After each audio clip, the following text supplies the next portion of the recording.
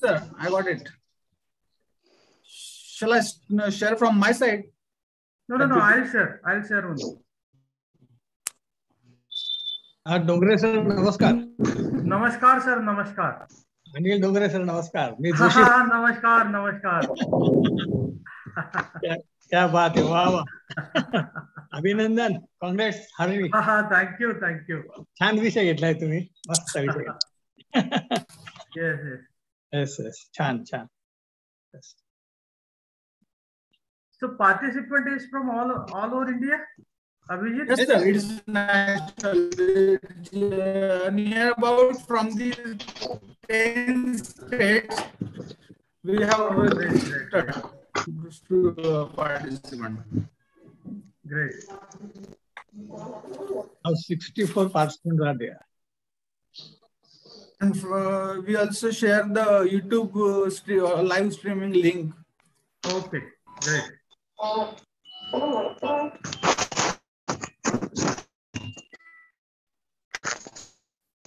So I have 45 minutes only, okay?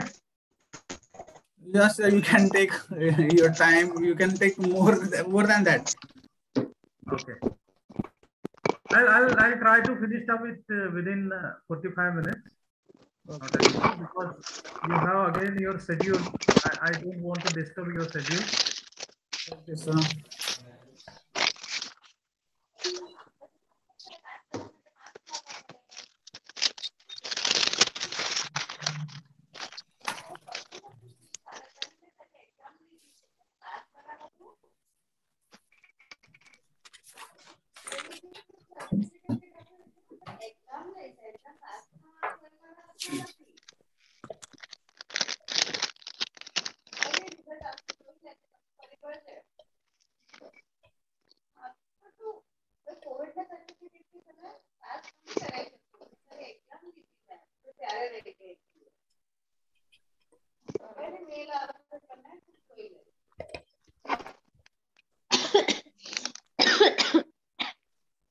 Request to all participants, please mute your mic from your side.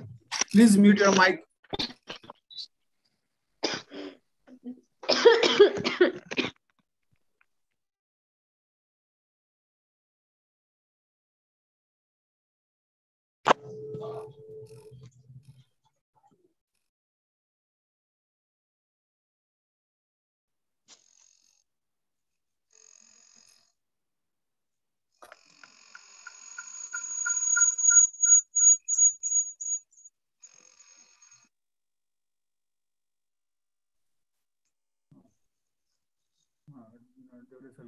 Okay, तो मैं क्या बोल रहा था, तो डोंगरे सर का ऐसा की गाने को ना अपन बाद में उसको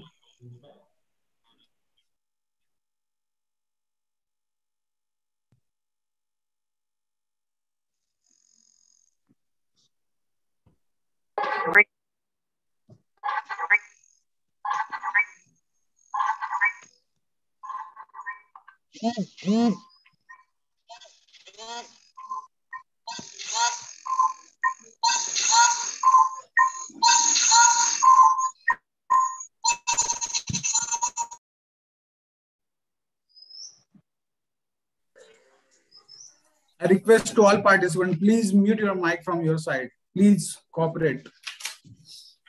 So shall we start? Dongre sir, Devre sir? Yes, go ahead. Am I audible to all? Yes, sir. Very audible. Okay. Good morning to all of you. At the outset, I am Mr. Abhijit Salunke. Heartily welcome all the dignitaries and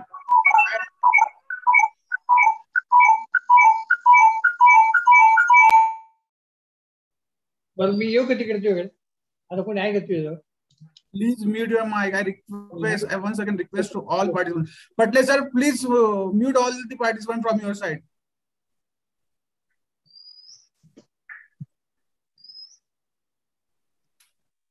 I heartily welcome to all the dignitaries, participants, and fellow teachers for the one-day national level series of webinar on financial literacy. I welcome Honorable Chief Guest of today's webinar, Professor Dr. Dongre Sir, Director, School of Management Studies, North Maharashtra University, Principal of our institute, Dr. D. Suryavanshi Sir, and also welcoming all the vice principal, my colleagues, students, and all participants.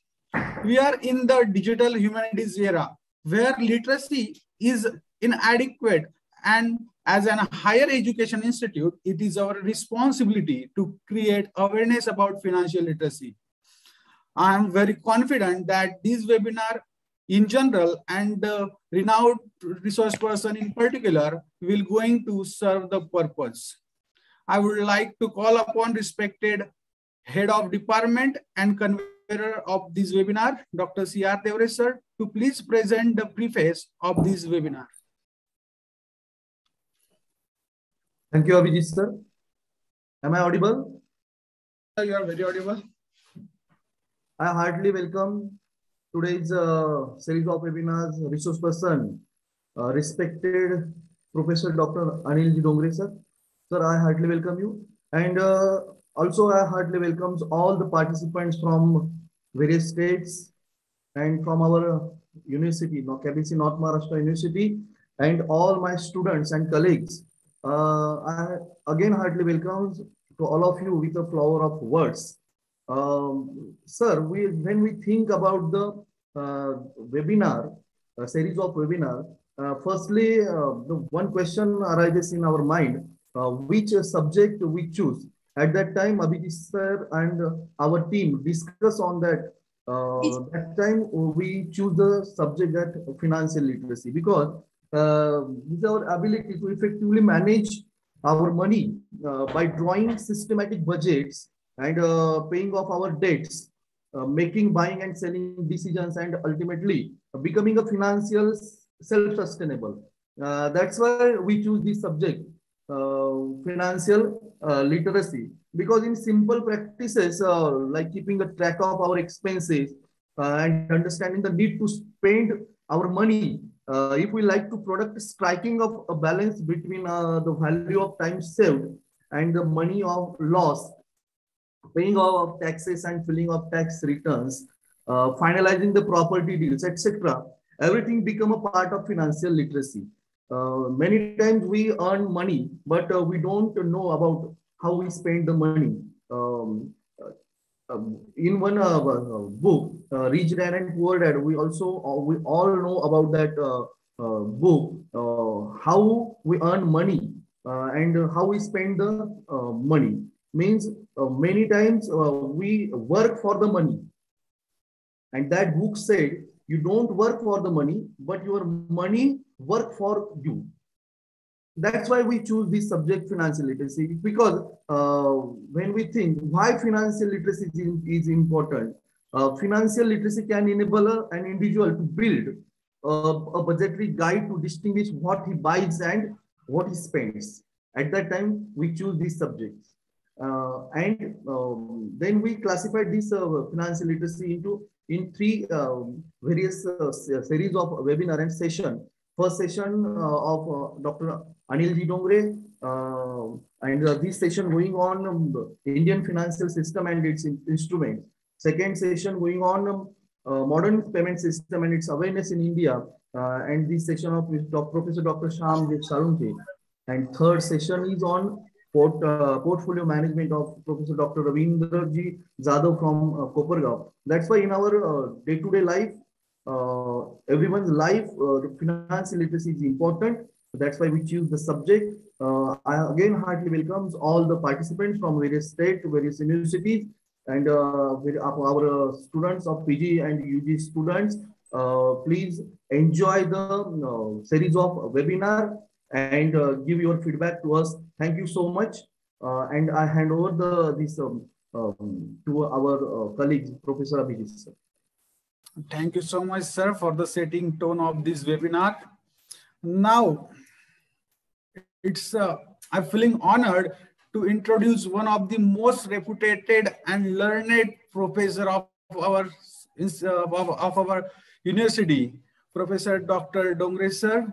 He is my guru and mentor who has guided me throughout my career. Now, I would like to introduce him. Sir is Director of School of Management Studies, KBC North Maharashtra University. He is also a Director of School of Thoughts, Sir has done his MBA in marketing and in also finance. Sir has completed PhD in marketing. Sir have teaching experience of 21 years. Sir is a research guide. Until now, 13 students got the PhD under the guidance of Professor Dongre. Sir have filed one patent with Controller General of Patent, Design and Trademark India. Sir have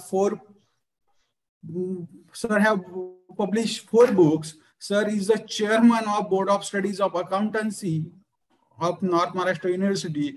Sir is working with various international bodies like United Nations Organization, United Nations Development Program, Cities University, Mexico. Sir has an expertise in financial management, organizational behavior, international finance, international business. We can't, I can't tell each and every uh, thing about his introduction. From my side, I can just tell you he is the greatest person, the coolest person I ever seen in my life, in my career. Today, respected Dongre sir is here for share the knowledge about Indian financial system and its instrument.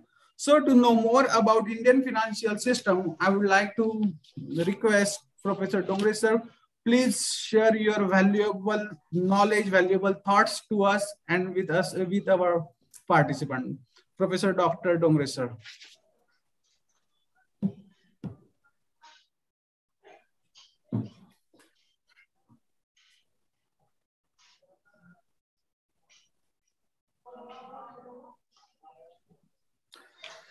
Sir? Yes. The PPT is visible? Yes, sir. Yes, sir. It is visible, sir. Thank you, Principal Dr. Suryavanshi, sir. Head of Department, Dr. Devre, sir. My beloved student and faculty at ASC Chopda College, ASC College Chopda, Abhijit Salunke. In fact, I feel on the same platform where you people are. I always feel myself that I am a student. So I am not great person. I am a person like you, and I always try to seek, learn from young minds like you. Thank you very much for my fabulous introductions, which I am not actually feel so. I'm trying to attain, to reach the zenith of success, being a student forever, and on and on and on. So thank you very much, all the authorities of ASC College Chopda, for inviting me and making me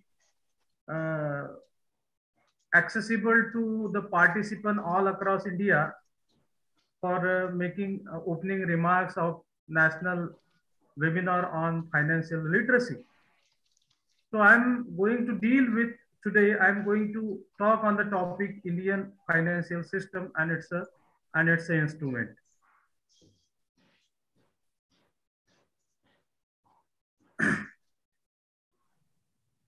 Dear participants,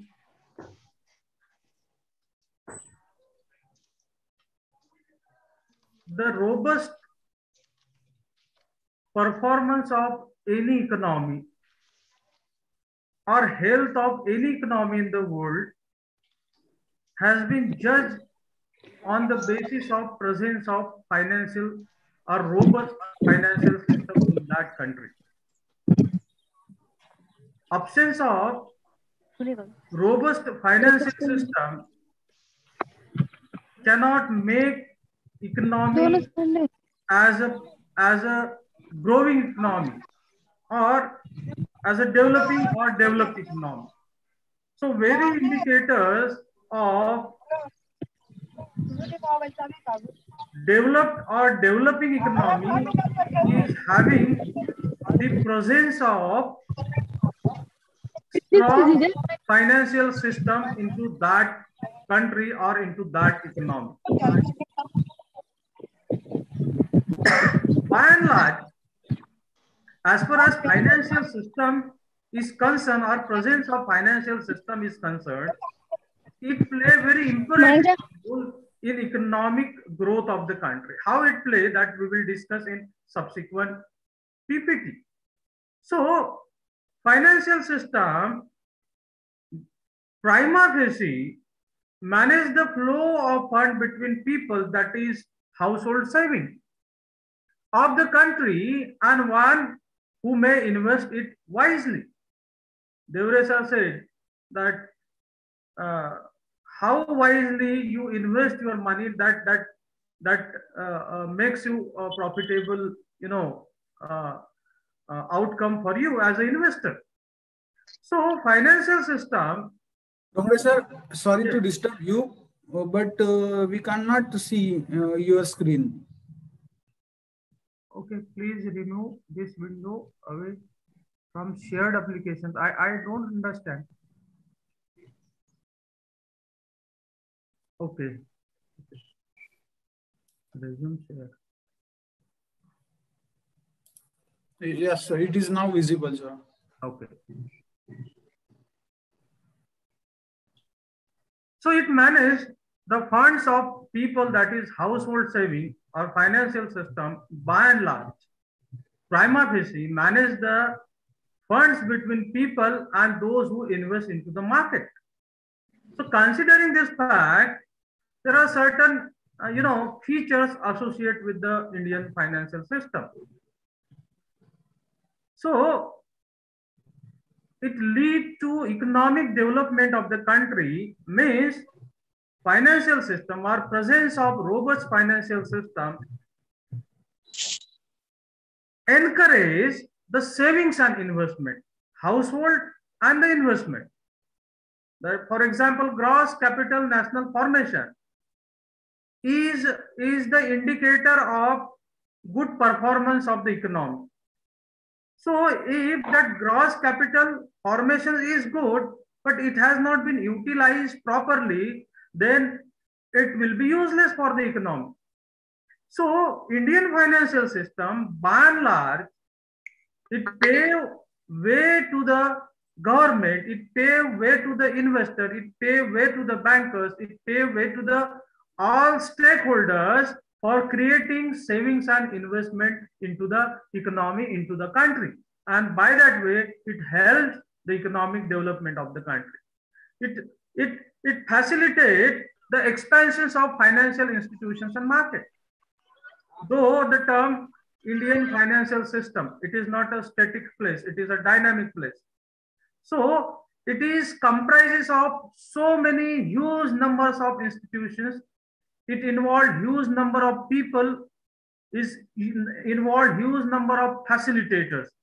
So by and large, financial system facilitate the expansions of institutions and market in the country, so that there will be smooth flow of funds, there will be smooth, spending of funds available in the market. So thus it play vital role in capital formation. Unless and until capital will not form, any economy cannot function good or well. Because we cannot produce currency, or government cannot produce currency if they want to produce. There is a restrictions on producing, ample currency. So how to then satisfy the financial requirement of the industry? How to satisfy the financial requirement of 4 sectors of the economy: primary, secondary, and tertiary, and by and large the service sectors.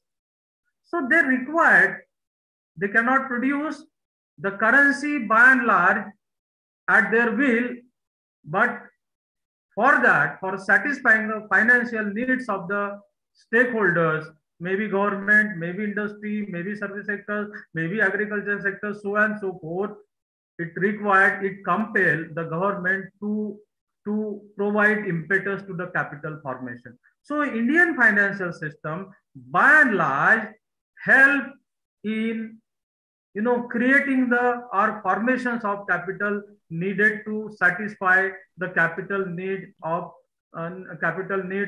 for government and other allied sectors. So these are some features of Indian financial system. Now we'll look at how financial system is comprises of, or how it functions for development of any economy.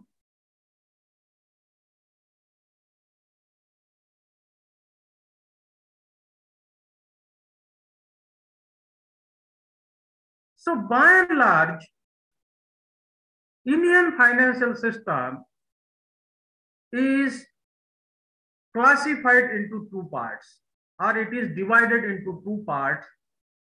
One is formal sectors and other is informal sector.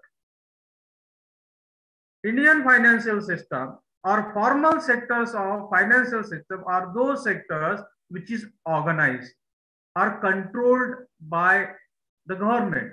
It has bind by rules and regulations. But mind well, still, still we are into the 75 years of our independence. Informal or unorganized sectors is dominant one in our country, which not having any control of government. So today, we will by and large focus on the formal or organized financial system of our country. But informal sectors is dominated still today in our country, which is characterized by the presence of money lenders, local bankers, traders, landlords. Since last 10 years, I am observing that local bankers or traders or cheat funds, they have liquidated, they have created havoc in the financial system, and now government is very stringent about operations of the private players into our country. In fact, government by and large, government also bring them under their purview. And if you find, though financial fraud occur in our country, but the level, or say the extent, is not that much expansive in terms of its presence. So today we will focus on formal sectors of financial system, which is organized one. Now this formal sector or formal financial system, Indian financial system, by and large classified or subdivided into 5 different components. The first component is regulator, which is by and large dominated by the presence of Ministry of Finance, Reserve Bank of India, Security and Exchange Board of India, Insurance Regulatory and Development Authority, and other regulators. So the first component of Indian financial system is regulator. Second component is financial institutions, which is sometimes called as intermediaries. Without the presence of intermediaries, financial system cannot work properly, or it cannot, that financial institutions smoothen the functioning of financial intermediaries, smoothen the functioning of financial system. So presence of financial institution, then financial market, financial instrument, and financial services are the 5 components of Indian financial system. Just wait for a while.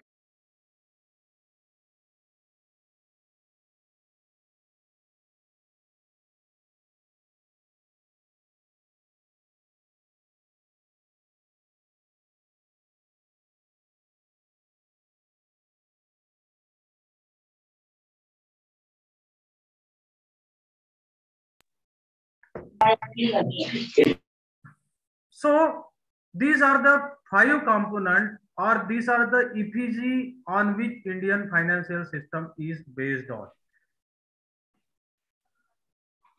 So the first, one by one, we will discuss about the component in detail. So the first component of Indian financial system is financial institutions. So financial institutions act as a mediator. What I already told you. Financial institutions act as a mediator between investors and borrowers, whereby the investor savings are mobilized either directly or indirectly by the financial market. So these financial institutions have presence predominantly of 4 further components: banking institutions or depository institutions, then non-banking institutions or non-depository institutions, regulatory and intermediate, which comprises of NABARD, SIDBI, then other financial institutions that provide or that satisfy the capital requirement of the industries. So financial institutions, by and large, dominated by banking institutions, which is depository institutions into our country. So let's have a look at the banking system at a glance. Banking system. Now see how Indian financial system do work. For understanding this, how it functions, for understanding it, you require to understand it's a component, and the modalities, how they work, and how they assist in the robust functioning of Indian financial system is needed to understand. And for that sake, we must have to focus on Indian banking system.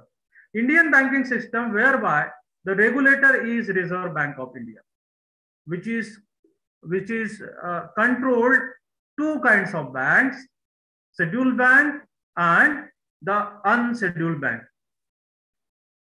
By and large, scheduled bank are commercial bank and cooperative bank.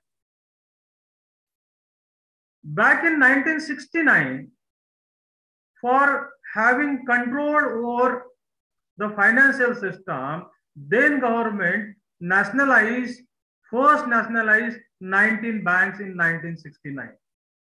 With the passage of time, that number has been grown to 26 or 27, but in 2020 or in the year 2019,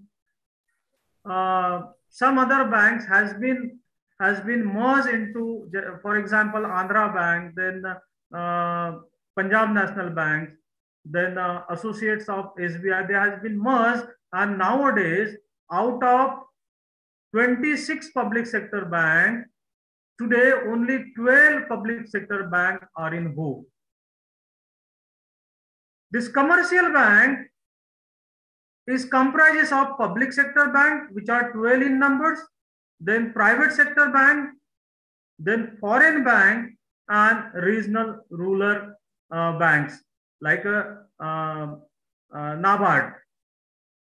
So banking system in India still today, though there is a presence of private players or private bank, is dominated by public sector bank, and SBI and their associated, which now merge into SBI, are dominating the banking system into our country.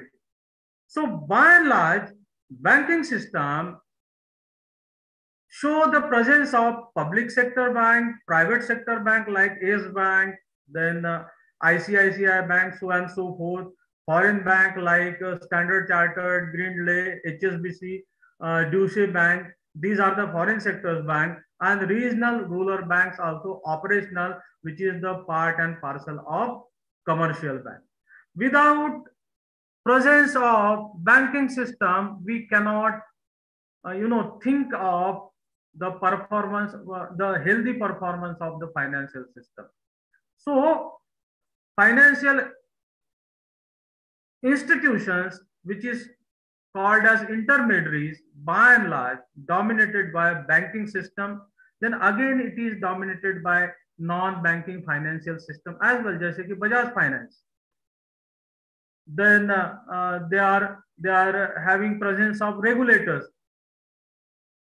RBI, that is Reserve Bank of India, IRDA and SEBI. These are the part and parcels of financial institutions of Indian financial system. Then next component is the financial market, which is very important. This financial market classified into two kinds of market: money market and capital market. Now, money market is a market that satisfied the capital requirement from 1 hour to 1 year.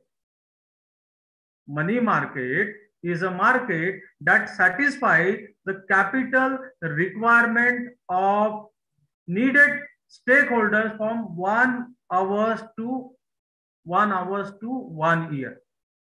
Money market. Capital market are the market that satisfy the capital requirement of above 1 year to unlimited period. For example, if the company raise the capital through share, then its a time period is unlimited. Probably it's remain till the existence of the company. So capital market satisfied the long-term capital requirement of the needed party. We will dissect this money market and its instrument in detail. So this money market, again, organized and unorganized.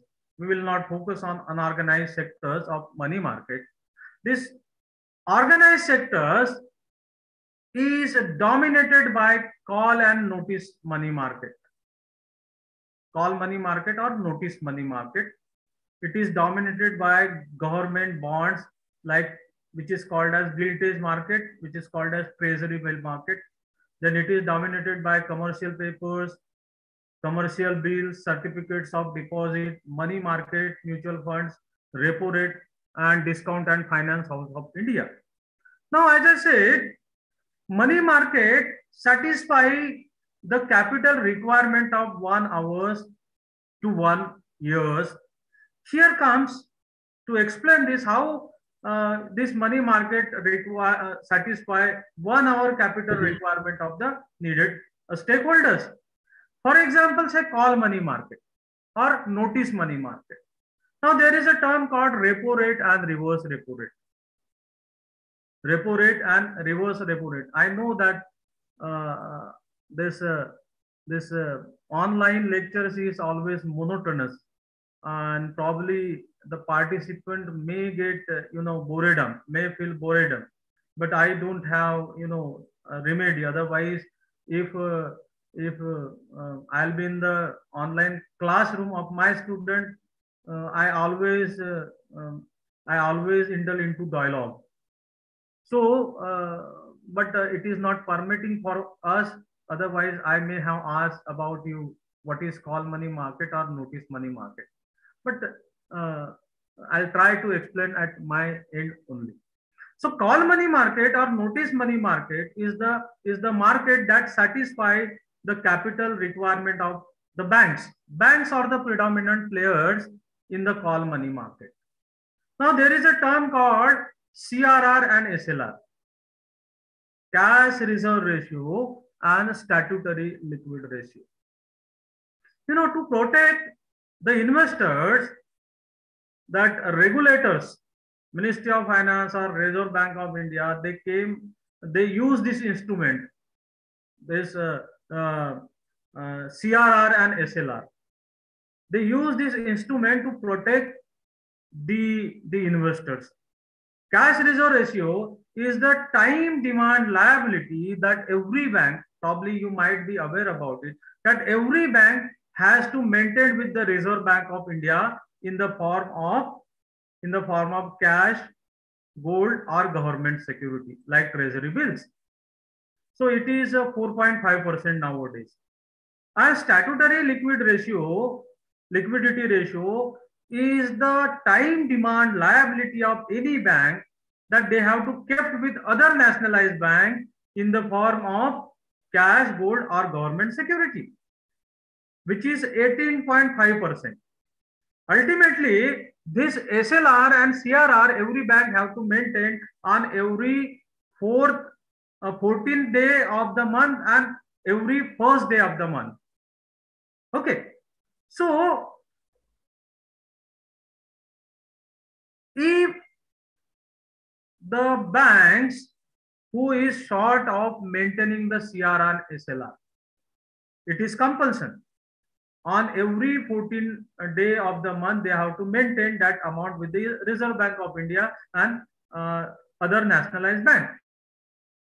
The time demand liability of the bank, say for example, is 100 rupees, then 4.5 rupees and 18.5 rupees. That means 23 rupees they have to keep in the form of cash, gold, or government security with the Reserve Bank of India and other nationalized bank. Now, if the shortfall of this amount, if the amount is say 23 crores, if the amount is say 230 crores, if the amount is say 200 and 300 crores. So if they fall short of, then to satisfy that ratio, they enter into this call and notice money market.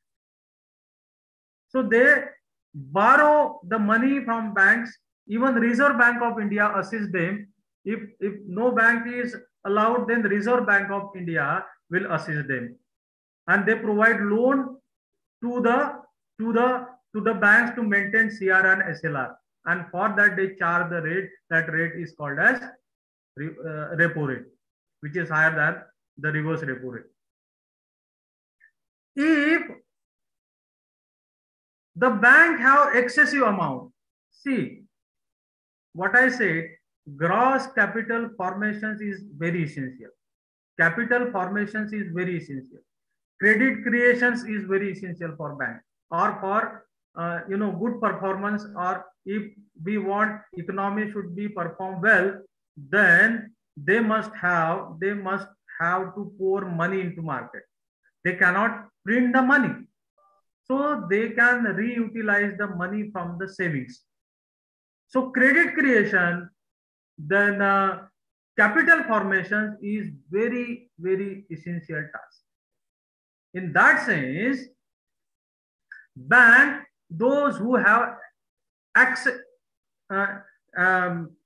of amount, so they cannot keep that amount idle with them. They can provide loan to the Reserve Bank of India, and they receive interest out of that. That interest rate is nothing but the reverse repo rate. So Reserve Bank of India provide less amount of interest when bank keep their amount with the Reserve Bank of India, and this happens in call money market. So for 1 hour to 1 year, capital requirement satisfied through the money market, and for very short period, bank enter into the call money market, which is also called as notice money market, where the instrument are reverse repo rate, then CRR and SLR are associated with the call and notice money market.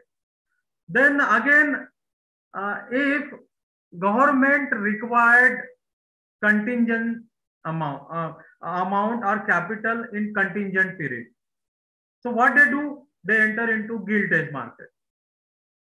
The very popular instrument in gilt edge market is treasury bill.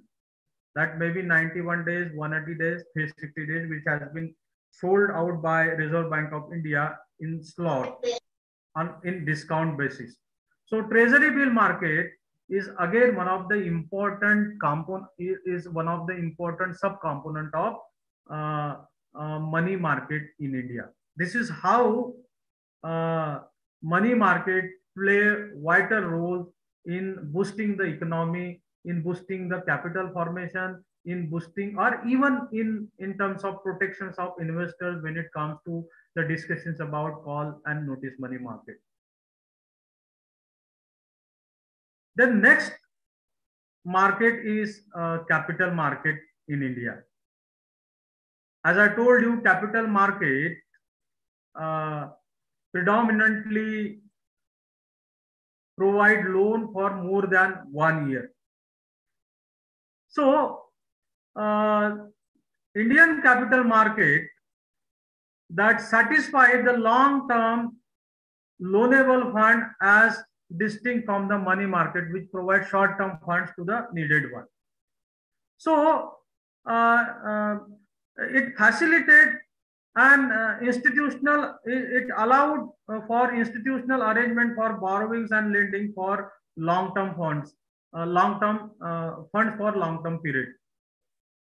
So this capital market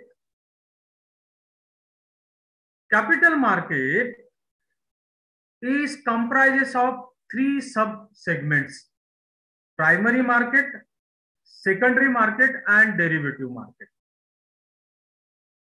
Primary market or primary segments of capital market involved with IPOs and FPOs.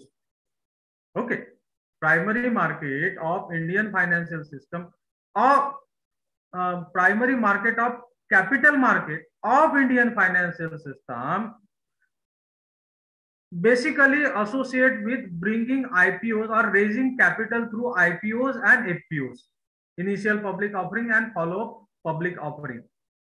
But mind well, being a student, if you are a student of finance, you are aware about the fact that once you invested into the equity or once you invested into the debt capital, it is not compulsions on the part of company that they will return your amount. You cannot realize that amount directly from the company.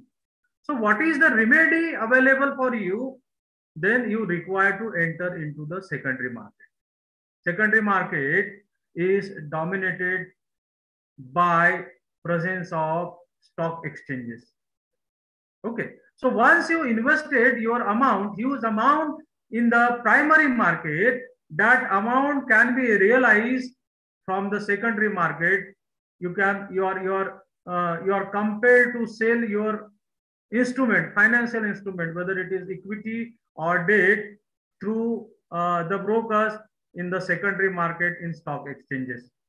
Then there is a third market that is called as derivative market of capital market. So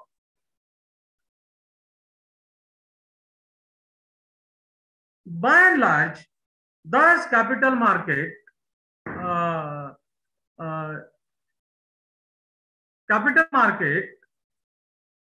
which is comprised of primary market, secondary market, and derivative market, dominated and instrumental for providing long-term loans, whereby the companies raise the capital through IPOs, FPOs, they sell it into the stock market through the brokers.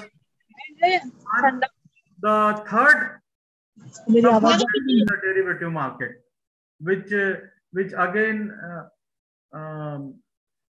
helps the investors, speculators. There are three participants: speculator, arbitrageurs, and speculators and arbitrageurs are the dominant players in the derivative market, where you can purchase and sell options like call, put, futures, index. These are the instruments that are predominantly used in derivative market. By and large, this capital market not only comprises of these three sub-market, but it also, dominated by presence of the financial institutions like IFCI, ICICI, then state financial corporations, IDBI, which are now public sector bank, then IIBI, Unit Trust of India, LIC, and other financial institutions who are into the insurance and mutual fund by and large. So this is all about capital market in India. Then the third component is financial. Fourth component is financial instrument. Regulator, financial institutions or intermediaries, financial market, and fourth component of Indian financial system is financial instrument. I already told you that financial instrument are the equity instrument like equity shares, preference shares, bonus share, then bonds, debentures. These are the financial instrument which I understand, being a participant, you are aware about these instruments, and there is no need to explain in detail. So financial instrument in the primary market or capital market, primary segments of capital market are equity instrument, which is comprises of equity share, preference share, bonus share, and right issues. Then bonds, loan, and borrowings. Even Amruta, mute yourself. I will ask you to ask the questions in the last, piece of my presentation. So deposit of cash, these are the instrument which is used in a primary market or capital market. In derivative market, I told you forward, futures, forward and futures, financial options like call and put option, then swap, financial guarantees, letter of credits, which is used in these are instrument used in international trades. So these are the instrument without having, or if this instrument is absent from the market, we cannot run our financial system smoothly perform. So these are some of the instrument that has been used in Indian financial market. Then financial services. The Indian financial system also involved providing financial services. Assets or fund-based financial institutions are like leasing.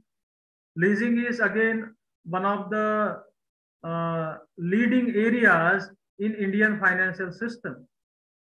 If being a promoters of the company, if you are not able to invest huge amount of capital into the machinery or development of your plant, you can go for leasing. Hire purchases is again other options available for raising or for saving your capital and satisfy your goal.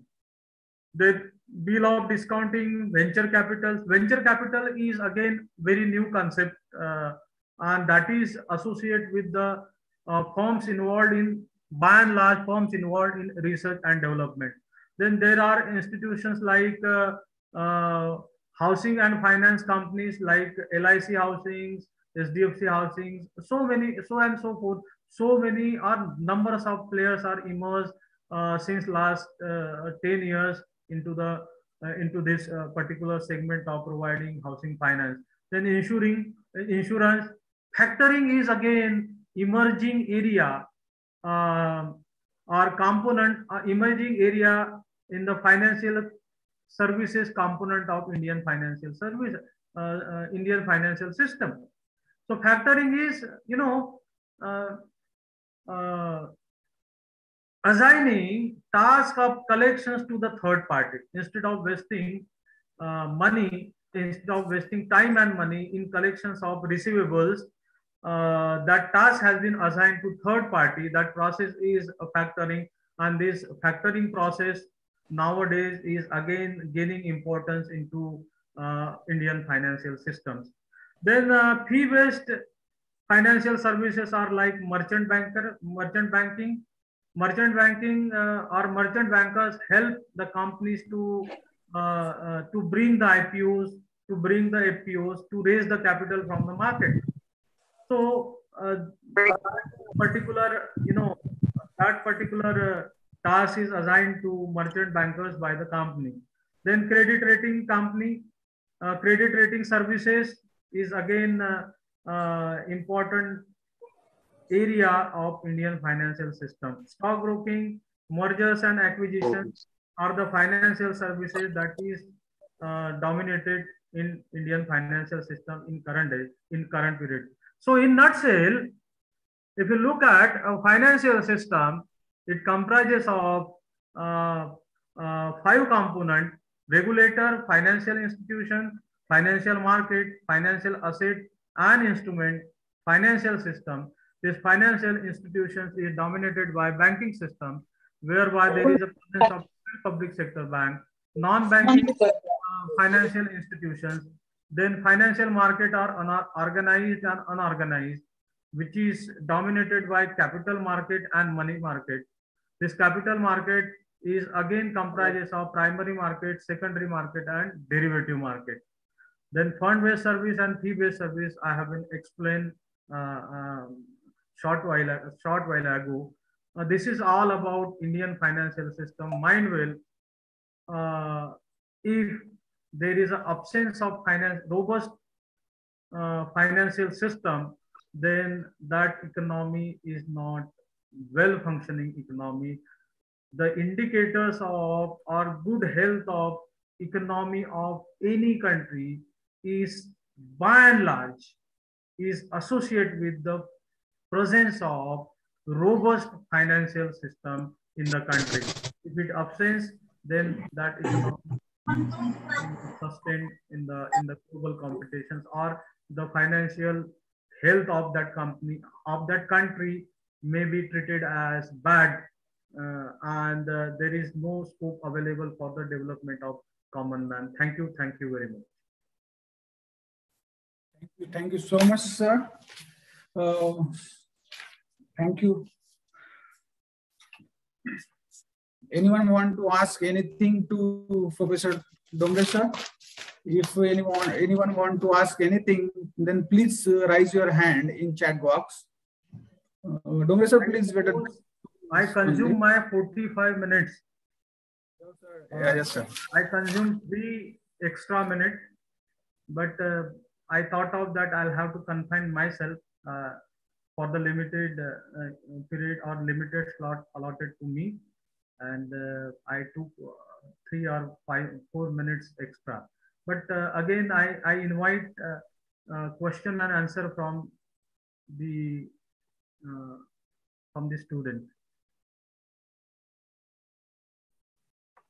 If anyone want to ask or share anything with Professor Dongre, please, you can ask.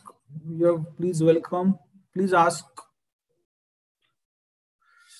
So I think all are the full of knowledge, and no one has any query. So thank you, sir. I extend my gratitude to our today's chief guest, Professor Dongre sir, for taking out a time from us and grace the event. Thank you so much, sir. I will talk to you on phone. Thank you. Yes, thank you, yes, sir. Yes.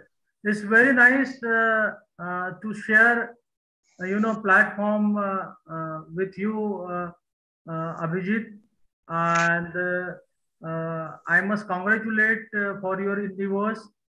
And I saw you you growing in the professions, in academic professions. I wish you very good performance in future too, and I'll be always happy to associate with you again with Professor Suryavanshi sir, Devre sir, and thank you very much for inviting me and making me to open the sessions today. Thank you participant and one and all. Thank you very much. Thank you so much, sir. It's a great honor for us to hear you. Thank you, sir. Thank you, sir.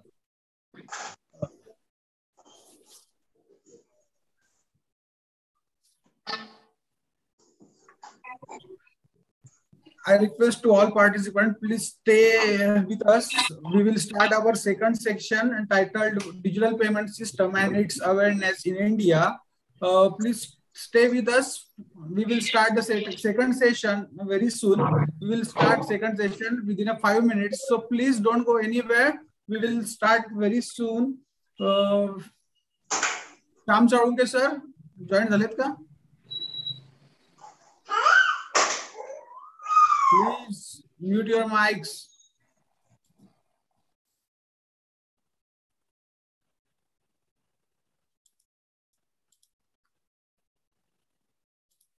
Dongre sir? Sorry, Devre sir? Devre sir, am I audible, sir?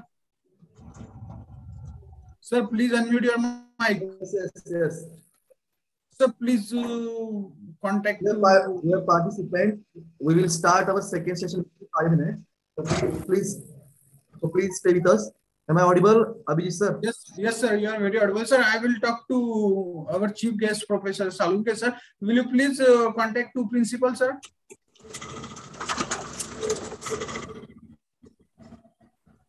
Stay with us.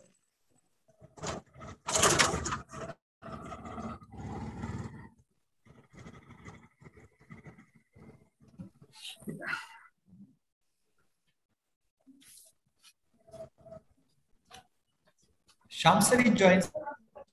He joined.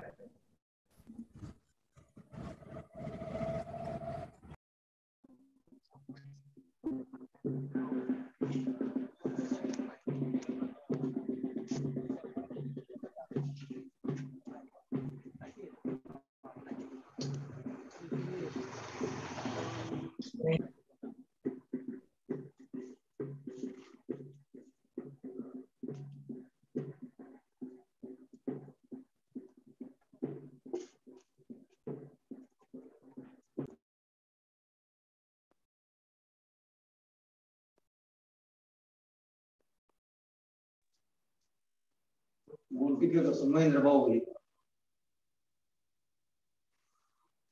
ये वाला सारा काही काम करत झालं काही वाला ना लगे काही ड्रायव्हर याला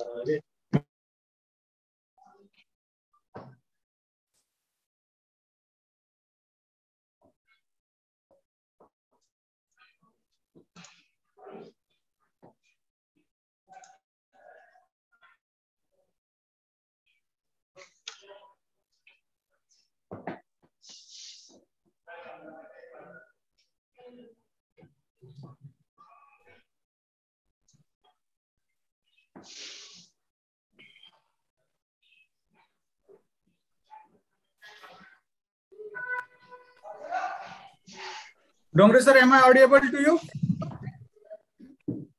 Devre sir? Sorry, Dongre sir. Yes, sir, audible. Yes. Okay. Respected principal will join us very soon, within 1 minute. We will start.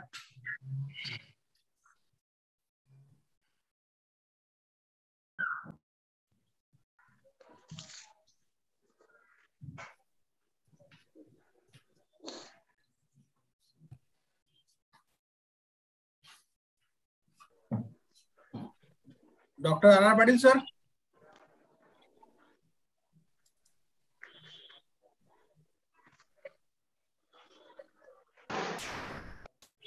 R. Patil, sir. Dr. R. Patil, sir. हाँ बोलो sir. Sir, please. Acharya sir आहेत का line वर? बोला बोला. प्राचार्य sir आहेत का तुमच्या सोबत?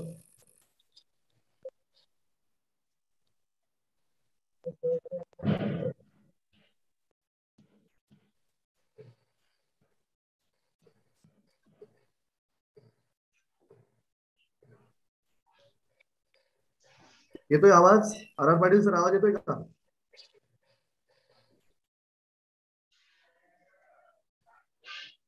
अभिजित सर येतोय आवाज? Yes, sir.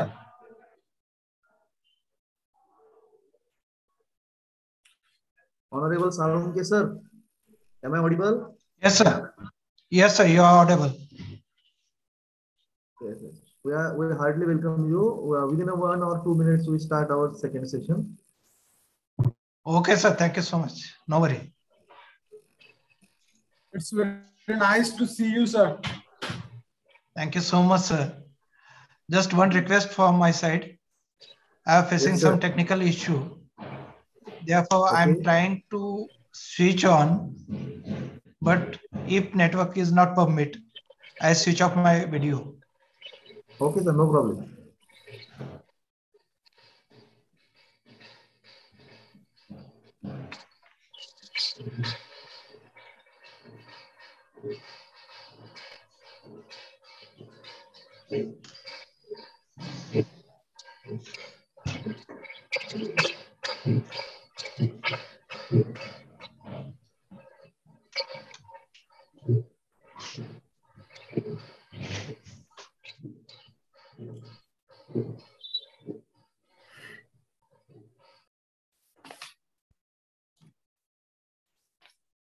Devre sir.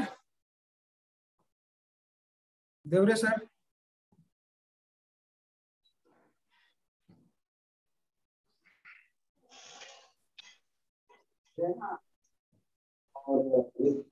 कृष्णदीप Singh Goyal ये और 4-5 लड़के हैं बीसीए फर्स्ट ईयर बहुत अच्छे हैं।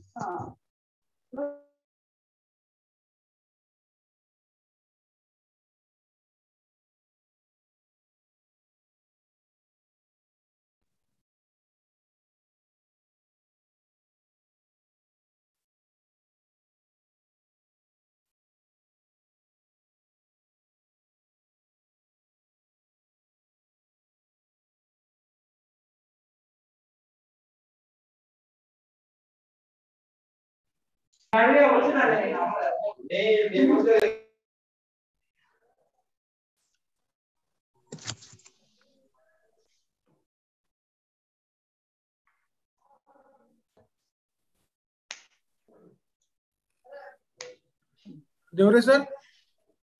Yes, sir. प्राचार्य सर झाले जॉईन? हो होत आहेत, 1 मिनिटात होत आहेत. पटेल सर गेले, 1 मिनिटात जॉईन होत आहेत ते.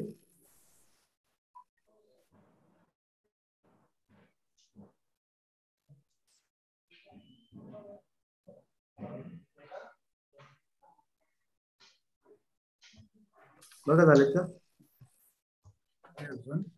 तर मी काय म्हणतो, first we will start the session of respected Salunke sir. Then after that we will arrange the principal stop. No, just we take a brief minutes of first 2 or 3 within 2 or 3 minutes of our principal sir, and then we just start to Professor Salonke sir's second session. Fine.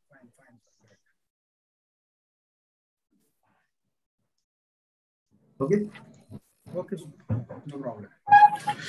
We are waiting for him.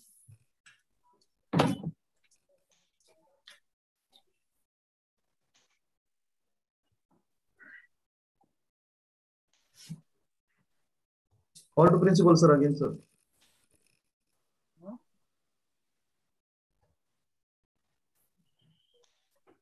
झालेच का sir join ते?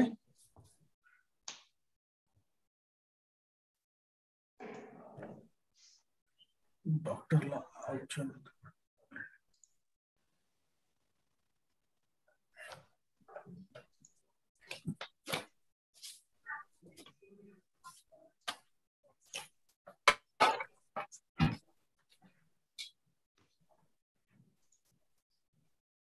There was a meeting.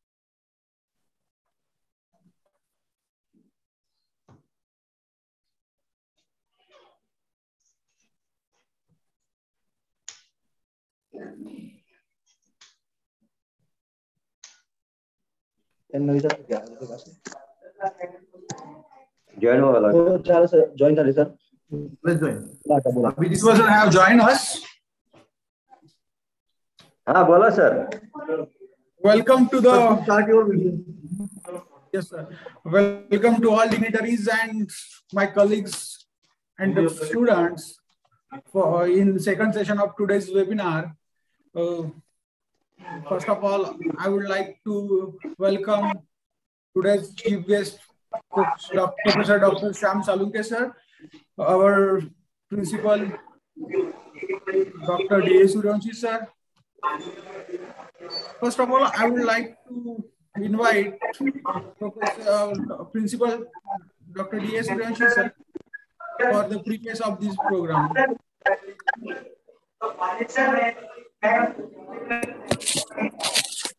Principal sir. Sir, please preface.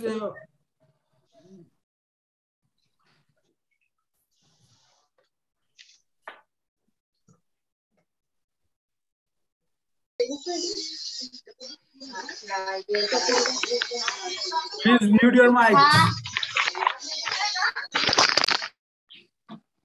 प्राचार्य साहेब आवाज येतोय? प्राचार्य साहेब आवाज येतोय? हो. ओके. मी आजच्या या कार्यक्रमात आदरणीय प्राचार्य साहेबांना या कार्यक्रमाचं प्रीफेसिंग साठी आदरणीय प्राचार्य साहेबांना आमंत्रित करतो. आजच्या या कार्यक्रमाला उपस्थित असलेले chief guest Shyam Salunke sir, आदरणीय प्राचार्य डी.ए. सूर्यवंशी सर. आपले जे सेकंड सेशनचं टायटल आहे ते असं असेल की Indian digital payment system in India and its awareness in India. तर मी आताच्या या कार्यक्रमाच्या स्पेशल टॉक साठी प्राचार्य डॉक्टर डी.ए. सूर्यवंशी सरांना आमंत्रित करतो. Doctor DA. सूर्यवंशी सर.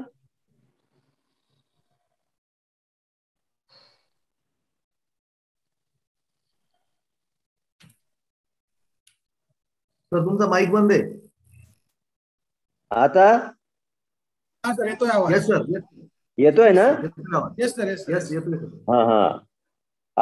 आमच्या या कॉमर्स आणि मॅनेजमेंट डिपार्टमेंटच्या तर्फे जे आज ऑनलाईन वेबिनार आयोजित केलेलं आहे त्या वेबिनारचा विषय आहे फायनान्शियल लिटरसी. सकाळच्या सेशन मध्ये आमचे मित्र प्राध्यापक अनिल डोंगरे सर यांनी उत्तम अशा प्रकारची इंडियन फायनान्स सिस्टीम आणि इट्स इन्स्ट्रुमेंट या विषयावरती अतिशय उत्तम अशा प्रकारचं सगळ्या पार्टिसिपंट्सला मार्गदर्शन त्यांनी केलं आहे. त्यांचं मी महाविद्यालयाच्या वतीने मनापासून आभार मानतो. आणि आता जे काही दुसरं सेशन सुरू होत आहे doctor Shyam J Salunke sir हे modern payment system and its awareness in India अतिशय महत्वाचा विषय आहे. आणि जो इंडियातले 90% लोकांना पेमेंट सिस्टीम ऑनलाईन पेमेंट सिस्टीमचा वापर करता येत नाही आणि म्हणून या विषयावरती आदरणीय साळुंके सर जे काही उद्बोधन करणार आहेत सर्व पार्टिसिपंट्सना त्यांचंही मी मनापासून महाविद्यालयाच्या वतीने स्वागत करतो. आणि आपला फारसा वेळ न घेता हे वेबिनार अतिशय चांगल्या रीतीने यशस्वी होईल अशी मी आयोजकांना त्यांच्याकडनं अपेक्षा व्यक्त करतो आणि सर्व पार्टिसिपंट्सना मनापासून मी शुभेच्छा देतो. धन्यवाद. Thank you, Principal sir. Thank you, Principal sir, for your kind attendance and inspiration. Now, I am welcoming to our chief guest of second session, Professor Dr. Shyam Salunke sir. It's honor to introduce the very reputed and resourceful person of the webinar. Dr. Shyam Salunke sir. Shyam Salunke sir has done his PhD in commerce and business law. He is the vice principal of the ARB Garud Arts, Science and Commerce College, Shendurni. Sir have published 17 books. Sir is the BOS member of KBC North Maharashtra University. Sir have published more than 50 research papers in reputed national and international journal. Now 6 students are pursuing PhD under the guidance of Sir. sir is working as an editorial board of member of 5 international journals. The expertise, the area of expertise of Professor Salunke are accountancy, costing, banking, and finance. Today, Professor Salunke is with us for delivering the lecture on digital payment system and its awareness in India. As we know, as we all are known about digital payment, and we have faced a various problem during while digital payment. So for that sessions, I would like to invite Professor Dr. Shyam Salunke sir. Please guide us please share your valuable thoughts and guide us about the digital payment. Professor. Thank you, sir. Thank you so much. Am I audible, sir? Yes, sir. You are very audible, sir. Please allow me to share my PPT. Okay, sir. So just a minute. Sir, you are... Please, sir.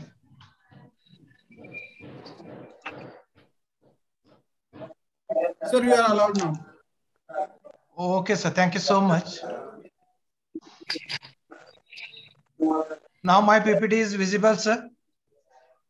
Yes, sir.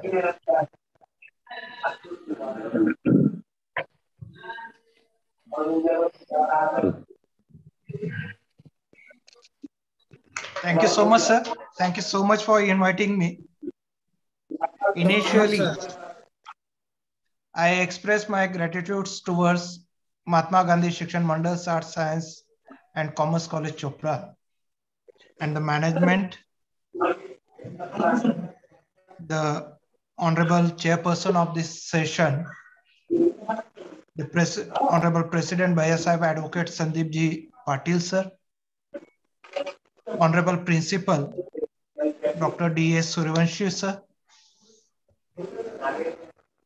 Honorable Vice Principals of the college, the convener of this session, and my friends, Dr. C.R. Devre, sir, coordinator of this session.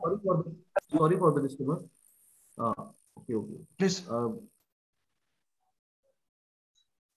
Yes, sir. Yes, sir. Please go ahead, sir. Sorry, sir. Is there any suggestion? No, sir. Please go ahead, sir. मला request करायची होती प्राचार्यांना mike बंद करा परंतु केला बंद त्यांनी करा सुरू सर तुमचं. Okay, sir. The coordinator of this session, Mr. Abhijit Salunke, sir, all the faculty members, dear delegates, and my dear student. Initially, I am very thankful and express my gratitude towards this esteemed institution and congratulate the management, honorable principal, and the faculty members to got A+ grade in NAAC reaccreditation in the 3rd cycle. And therefore, this is my honor to deliver a lecture for this institution. I'm also happy to say before me, Honorable Dr. Anil Dongre sir has delivered very excellent and knowledgeful lecture here on Indian financial system and instruments. And afterwards, Dr. Ravindra Jadhav will deliver lectures on portfolio management. I'm the second one. I have used this topic, which is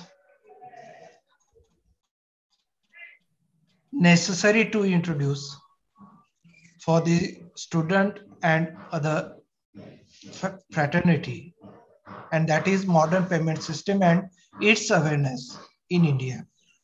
Basically, modern payment system and its awareness among the people of India. When we talk about that, we need to go back and to remind the demonetization of big currency notes, which is declared by Honorable Prime Minister Narendra Modi ji on 8th of November 2016. And to demonetize the big currency notes of rupees 1,500. Afterwards, the cash crunch situation was occurred. And in that case, Honorable Prime Minister Mr. Modi ji announced another milestone in the modern payment system, and that is digital payment system. Therefore, I select this topic under the head of financial literacy to introduce students and other teaching fraternity who participate in this session. Because modern payment system or digital payment system is the substitute for traditional payment system. It is a substitute for physical cash, use of physical cash, because we Indians mainly used to use hard cash with us. Unless we have not any hard cash, we feel uncomfortable in the way of journey. Therefore, in this situation, it is necessary to introduce modern payment system and its awareness amongst India, because we need to adopt this system for betterment of India. Because Honorable Prime Minister introduced demonetization and introduced digital payment system with multiple objectives. And one of the objectives is that to reduce corruption, to reduce black money, and to access income of the India. Therefore, this topic gain importance, and therefore I am also choose this topic to introduce or to discuss with you. Basically, my topic is modern payment system and its awareness in India. You can see here, I put two images in first slide because we need to go with digital.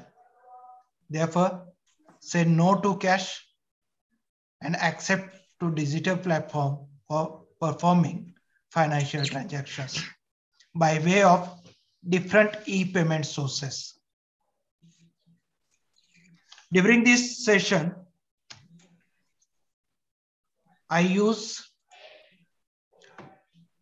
we go with these points. I'll try to discuss these points. Initially, background, objectives of this session, different modern payment systems and its contribution in the economy, their benefits, problems and remedial measures, and finally conclusion.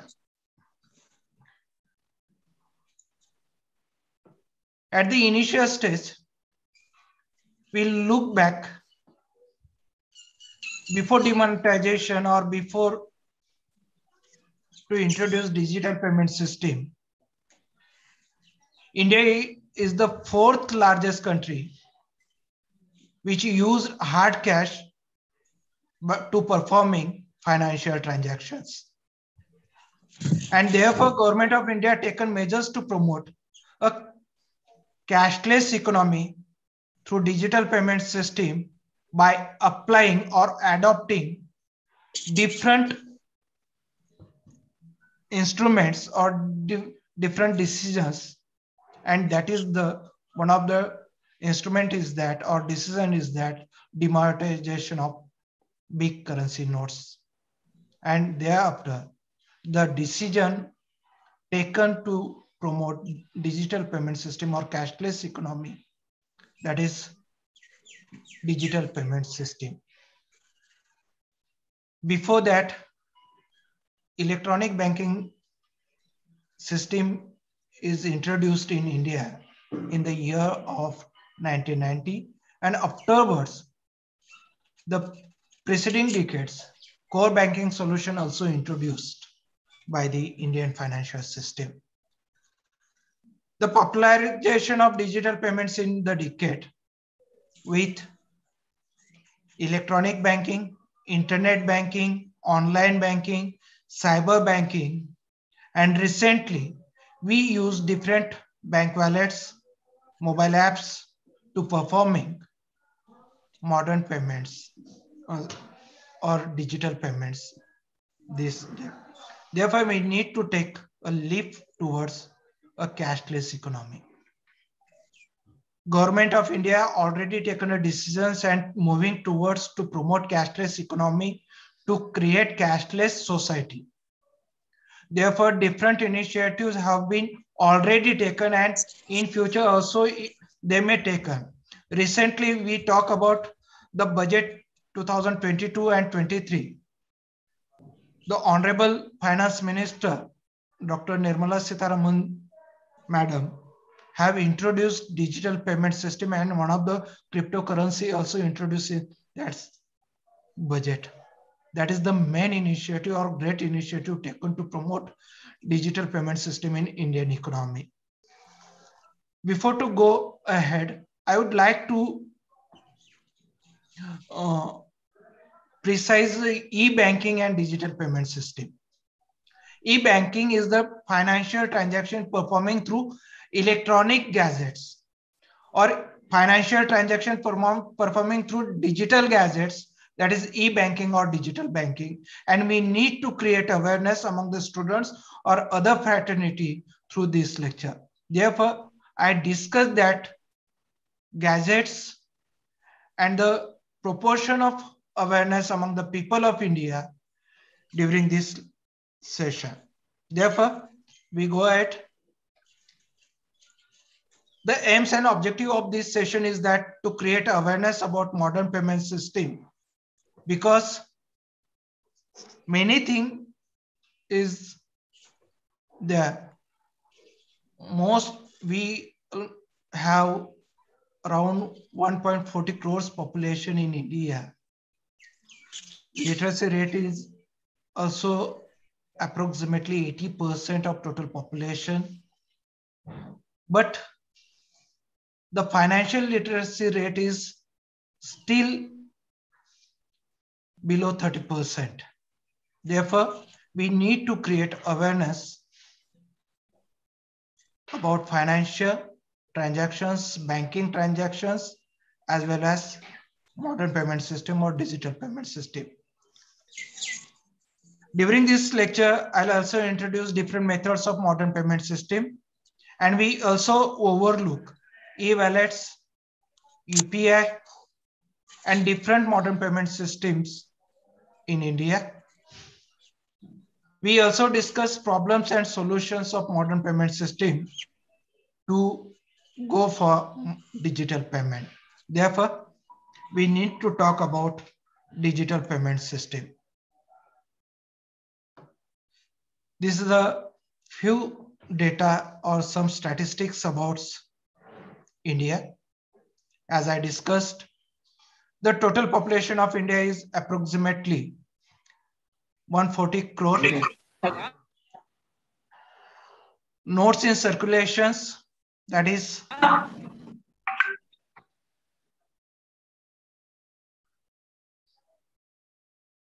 3,22,678.442 million rupees INR. That is the data available from RBI. Total bank branches in India up till March 2019, that is 14.58 lakh. Number of ATM machines, 2,13,145. When we discuss about digital payment system, the main gadget is that mobile, smartphones. And if you talk about number of mobile phones, as per the data available from TRAI, in the year 2020-21, 118 crore mobile phones currently in active mode in India. Out of that, 60 crores are smartphones, out of which 70 crores people using internet on mobile phones. And finally, the financial literacy rate in India is only 27% as per the SEBI. So it has become necessary to talk about financial literacy and to create awareness about financial product, banking product, and digital payment system in India. These are few modes of modern payment system or digital payment system, because we need to know, or we need to understand which modern payment system or digital payment systems or gadgets or apps currently we available in the market or in economy to performing digital payment system. Initially, banking cards, it includes ATM cards, debit cards, credit cards, cash cards, travel cards, etc. We all know, betterly known about that. Second thing, USSD, unstructured supplementary service data. If you talk about e-banking, and before using smartphone, like when we use dabba phone, that is only used for SMS, calling, that phone also we can use for performing digital payment or modern payment system by using SMS or calling banking officials to know about our banking transactions. Therefore, this system is used at initial stage before introducing modern payment system. We also call mobile banking system. We also call mobile banking system to USSD. Another thing more is that AEPS, Other Enabled Payment System. Currently, we saw many banks authorized customer service points or business correspondent in the town or the many villages. At that places, we can withdraw or deposit a amount of rupee up to 20,000 or less. We performing that type of transaction by using Aadhaar number or UID number. Next is UPI, Unified Payment Interface. We all know, or we all are betterly know that system. I think most of the participants or most of the peoples currently using this system by using Google Pay or Phone Pay, Amazon Pay. These are another mobile wallets: Phone Pay, Google Pay, Paytm, Amazon Pay, MobiKwik, Pockets, BMAP, etc.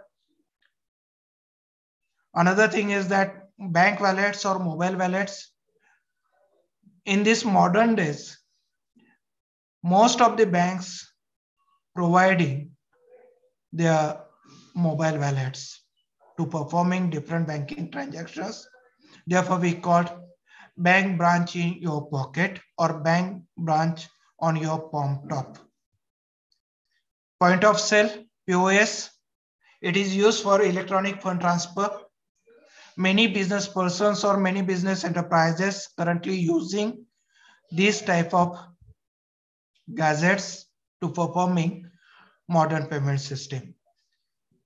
Mobile banking. Another thing is that micro ATMs.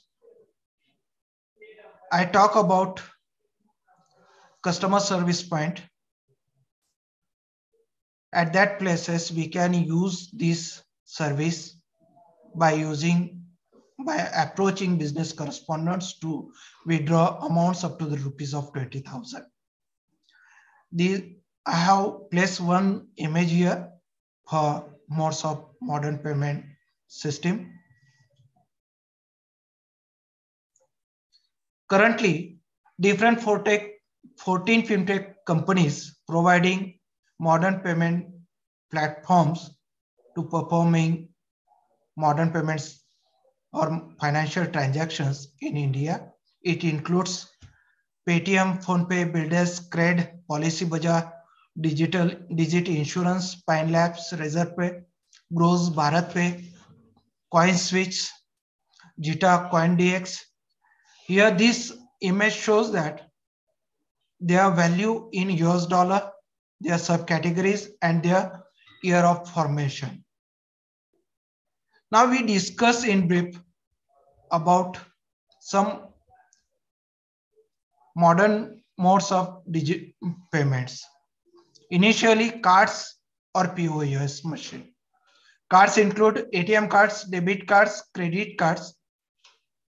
ATM cards or debit cards or credit cards we can use to electronic fund transfer or by any type of buying or selling.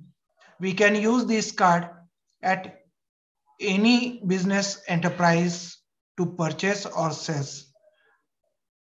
Many times we can saw or see the cards, any cards will be accepted here. Many business enterprises put up poster to accepting different type of debit or credit cards. To use these cards, we need to swipe your card, put in your PIN and get a receipt, and transaction is done. Few things is there.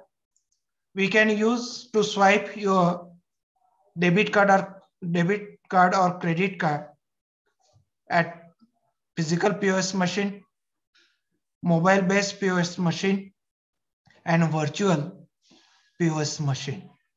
These three types of POS machine is there. We can use simply physical POS machine. Many businessmen or many business enterprises currently using this to perform financial transactions at the time of buying and selling.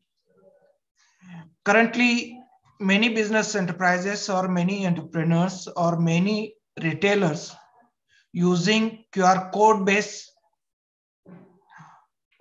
payment system. We just scan and make a payment by putting specific information. As I discussed, USSD, unstructured supplementary service data. Currently, we are not much using this system, but before to emerge smartphone, we use this system to performing financial transactions. To performing financial transactions by using USSD, we using this system for balance inquiry, mini statement, or requesting fund transfer. For that purpose, the specific information putting in this image.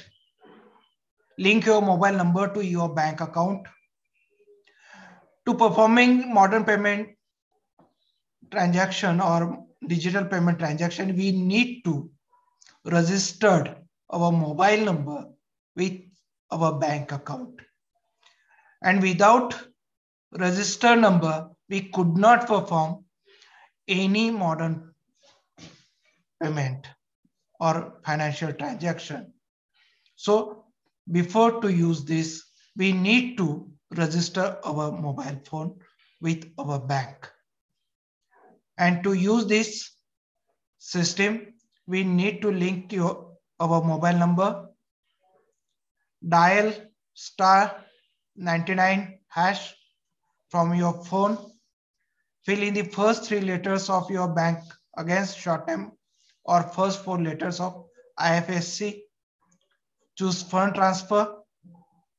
Enter the payee mobile number, MMID, and enter the amount and your MPIN. Leave a space and enter the last 4 digits of your account number. You have just transfer your money. To performing financial transaction or transferring money, we need to follow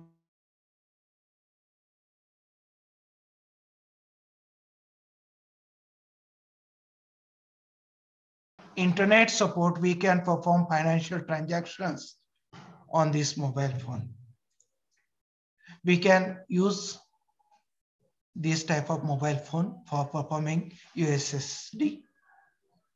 Next one is Aadhaar Enabled Payment System, AEPS.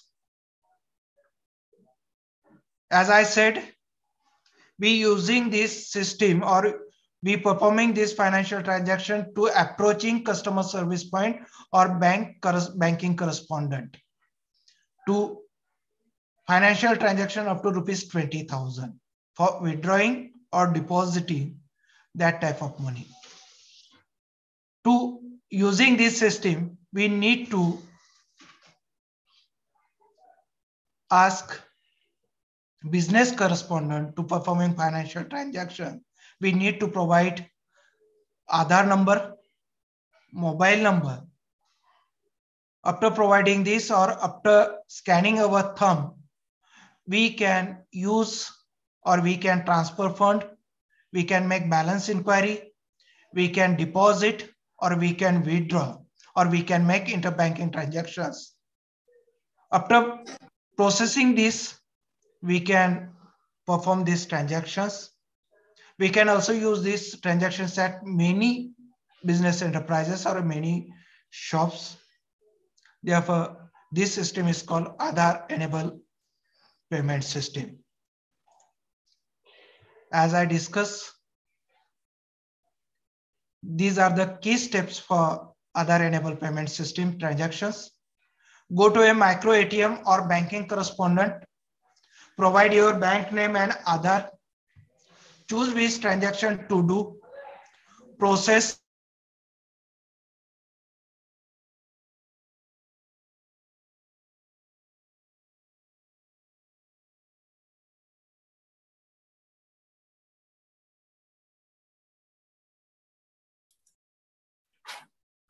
I think there is any network issue. Shyam sir? Shyam sir?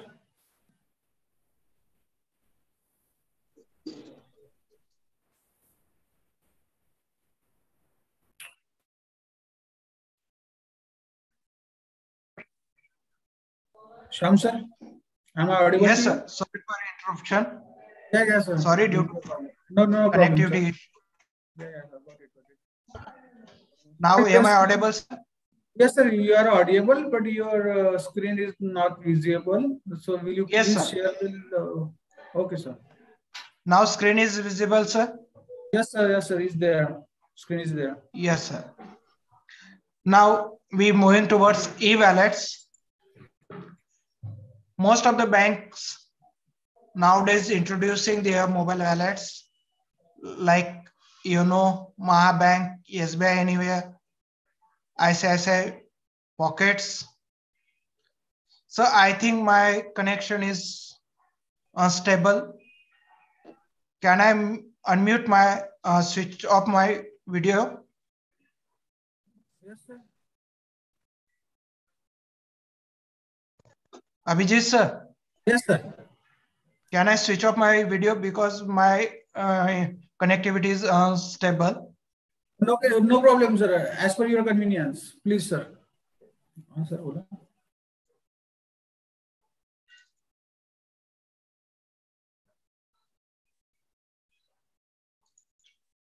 thank you, sir. Now I'm moving towards e-wallets. Most of the bank institutions providing this type of facilities to their customer. for performing banking transactions from their home and most of the time we can talk about that a bank branch in your pocket or bank branch on your palm top. Therefore, e-wallets is using for it is easy to use financial transactions or banking transaction. In that case, many e-wallets are available in the market. Downloads a wallet like SBI Buddy, register with your mobile number or by using your ATM card, debit card, or if physically bank provides any type of user ID or PIN to registering these wallets with your bank account, link this with your debit or credit card or through net banking, and your phone is now ready to use this wallet. Second thing is Unified Payment System Interface, UPI. Under this system, we use different type of UPI like PhonePe, Google Pay. For using this system, we need to download this type of specific app in your mobile phone. We need to register with your mobile number or your banking details on this. Then try to set your PIN number, and afterward this app or software is ready to use performing digital payment system. Another thing is that IMPS, Immediate Payment Service. Immediate Payment Service is an instant interbank bank electronic fund transfer. We all know about NEFT, National Electronic Fund Transfer. We need to add beneficiary in your bank account. Afterwards, immediately we can transfer a money to beneficiary by using this system. It is also being extended through other channels such as ATM, internet banking, etc. The major features of this system is that real-time domestic fund transfer. This system is available for 24/7 and 365 days availability. Simple, fast, and easy to use. Fast, inexpensive, safe, and secure. It is Aadhaar enabled system. We can use this system by using debit and credit card. Mainly, we use this system to performing different types of financial transactions. Like this is a digital version to transfer money electronically within a fraction of a second from one account to another, one beneficiary to another beneficiary. Therefore, these are few contents related to payment wallets. This system offers different payment services through this platform for transferring money or receiving money. They can hold digital information about credit and debit cards, store coupons or loyalty programs. These are the features of different payment wallets. Because this wallet is protected by password, therefore it is fully secure. With the help of these wallets, we can purchase different types of things like groceries or flight tickets, railway reservation, bus bookings, cinema bookings, or we can also order foods.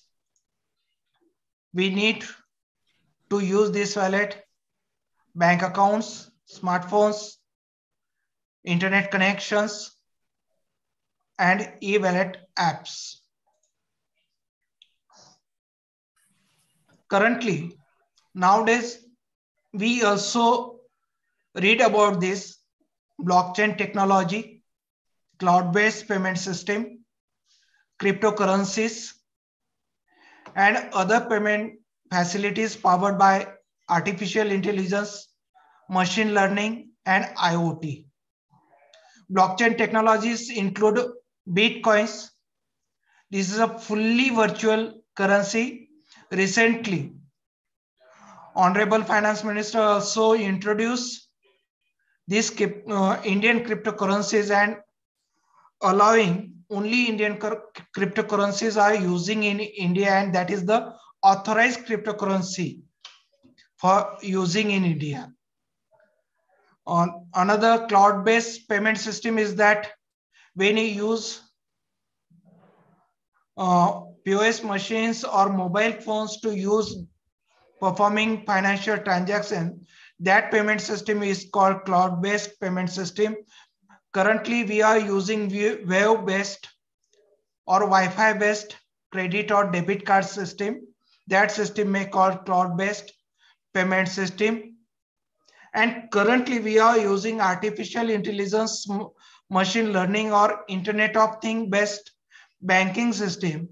In this system, we can use different types of mobile wallets or mobile apps to performing financial transactions. Few months back, Honorable Prime Minister introducing e-rupee. It is a digital currency. E-rupee is closer to a voucher-based payment system that can only be used on specific rounds or specific goods. By using this e-rupee, we can get few benefits, like it ensures that the payment to the service provider is made only after the transaction is completed and being prepaid in nature. It assures timely payments to the service provider without involvement of any intermediary. This is the new modes of digital payment system.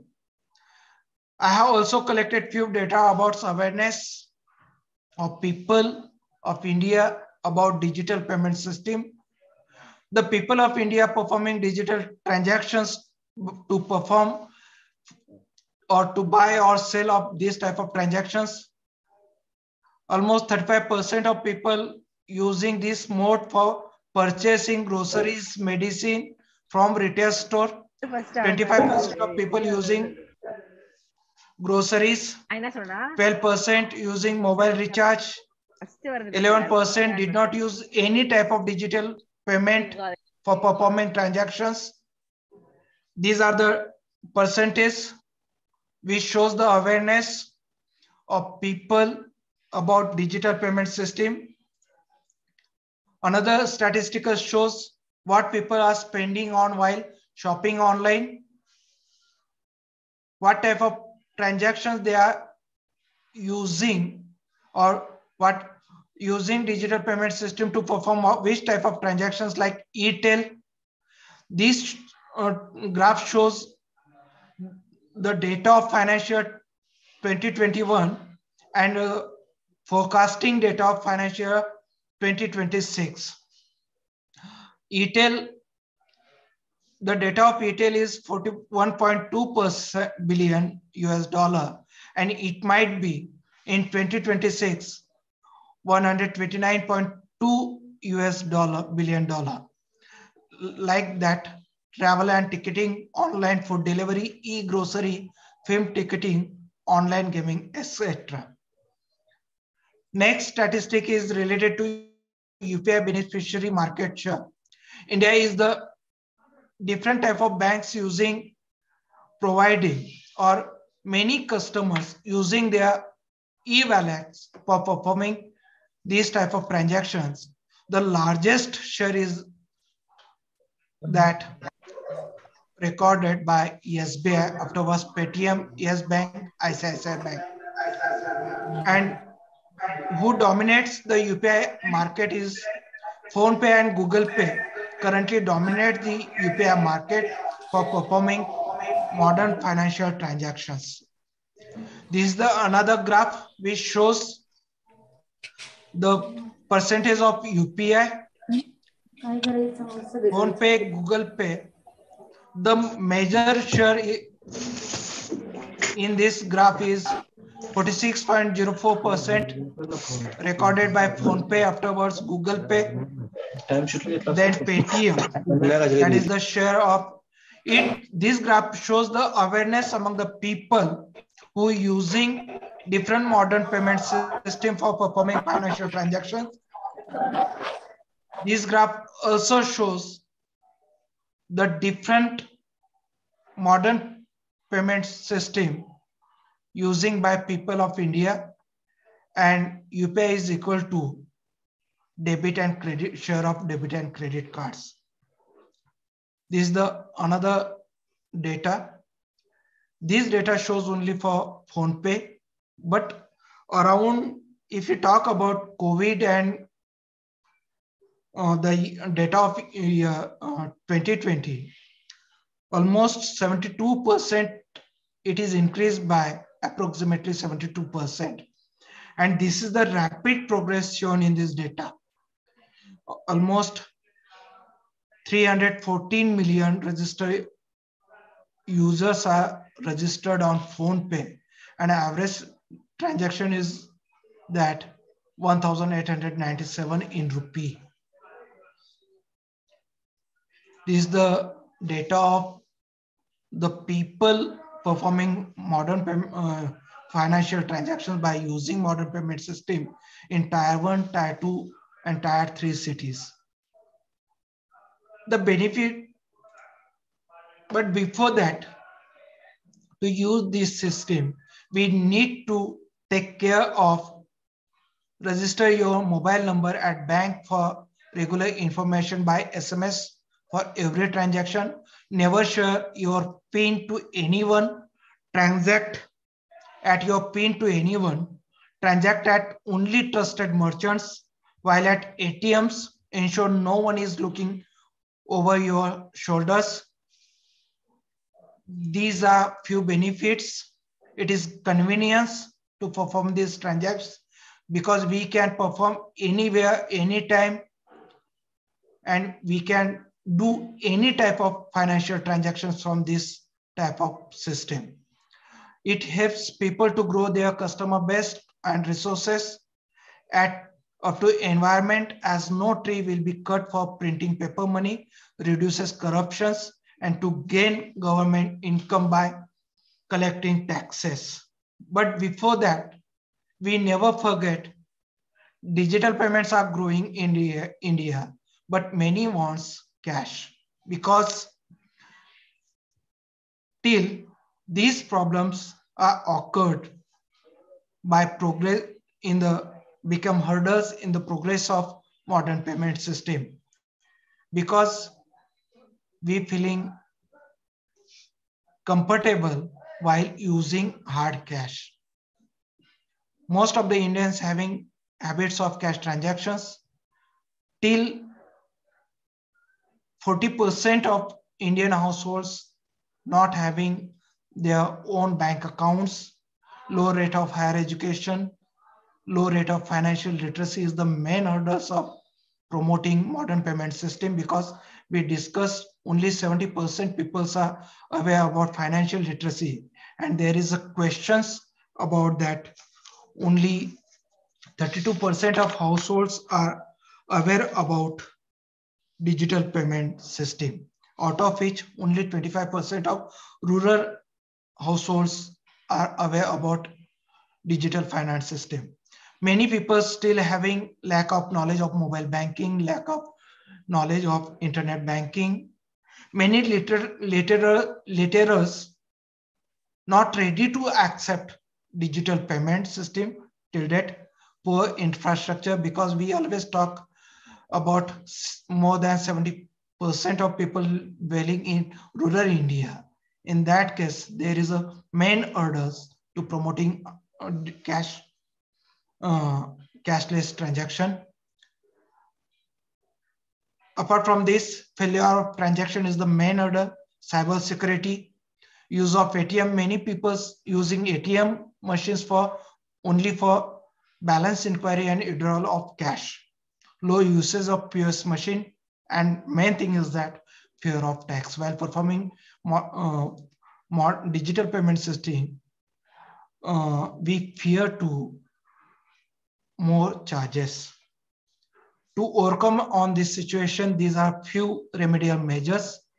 Need to change mindset of people, need to increase financial literacy, need to improve internet literacy by providing strong infrastructure in rural area, need to change literal approach towards acceptance of digital cash, improve infrastructure, create awareness by organizing different workshops, need to create awareness about cybersecurity or need to create strong cybersecurity, assure customer refund after failure of transactions, improve internet connectivity, installation of POS machines, elimination of fear of tax, make compulsion to educated people to perform cashless transactions, need to cash crunch again to improve rate of cashless transactions in rural area, continuous government campaign to create awareness about modern payment system,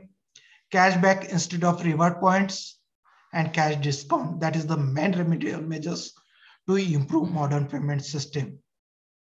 Finally, I would like to conclude, because we always talk and said India is an agro-based country.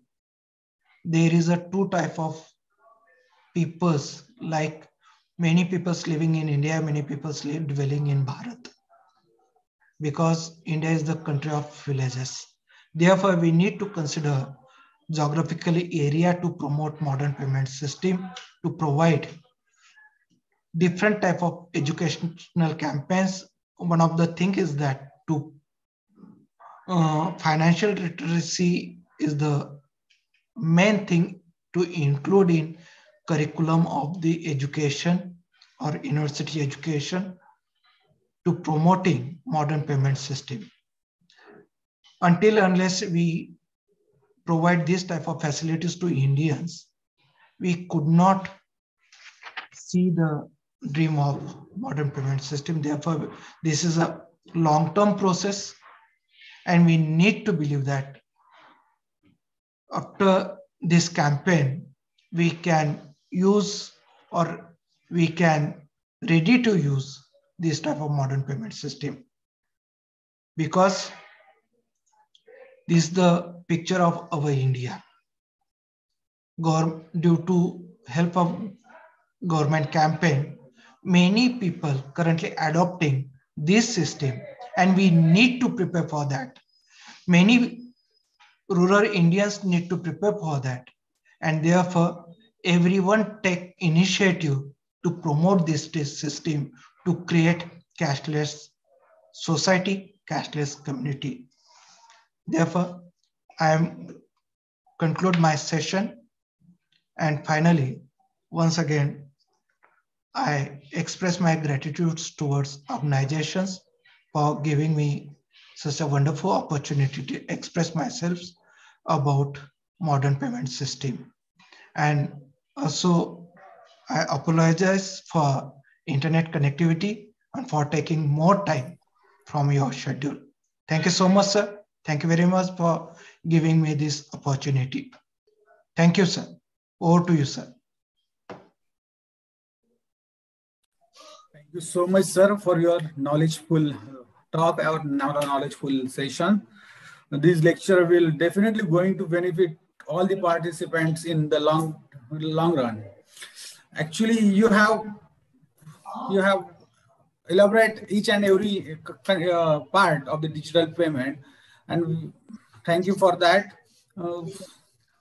Thank you, sir. Thank you so much for this opportunity.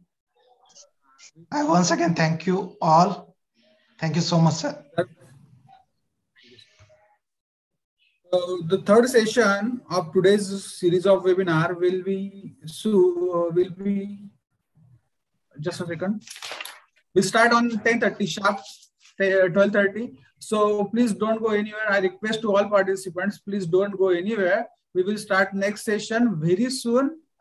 Our Honorable President sir will also join the last session. So please wait for only for 5 minutes. We will start on sharp 12:30.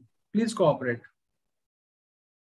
Respected participants, our third session will start sharply at 12:30, and I will request to all the participants, please stay with us, because at the end of last session, our third session, we will share the feedback form. So please, at the end of session, please fill out the feedback form for your certificate. So please stay with us. We will start our third session within 5 minutes. So please take a rest for 5 minutes and stay with us. Thank you. Thank you, HOD sir. Thank you, Shyam Salunke sir, for your knowledgeful and resourceful lecture. My pleasure, sir. Thank you so much. So one intimation for all the participants is that please stay with us. The link of feedback form will be shared on the group, WhatsApp group, and in the YouTube description. The e-certificate will be provided to only those participants who will attend all 3 sessions and fill up that feedback form. So please stay with us. We will start very soon.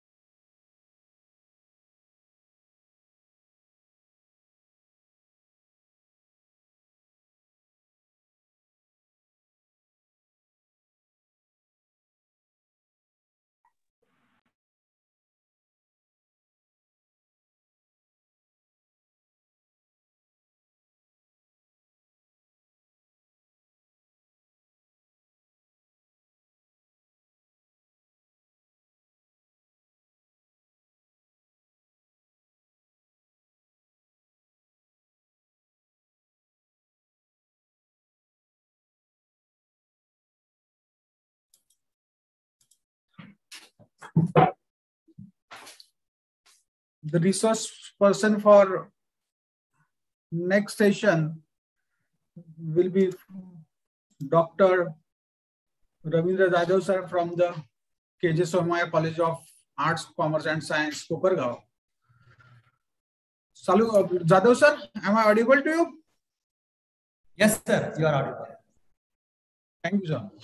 Sir, please stay with us, sir. Sorry for inconvenience. Our president, sir, will join soon. Then we will start. No issue, sir. We will wait. Are you comfortable with that, sir? Yes, sir. Yes, sir. Thank you. Thank you so much. I'm audible, sir. My voice yes, is clear. Sir. Yes, sir. Very audible, sir.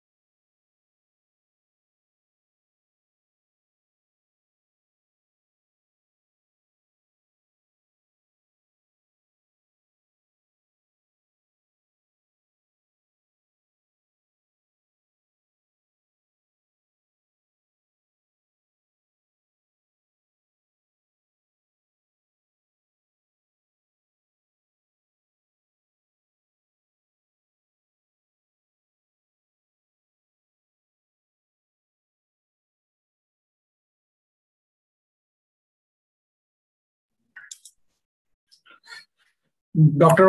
Shailesh Vak sir. Vak sir. Vak sir, please unmute your mic.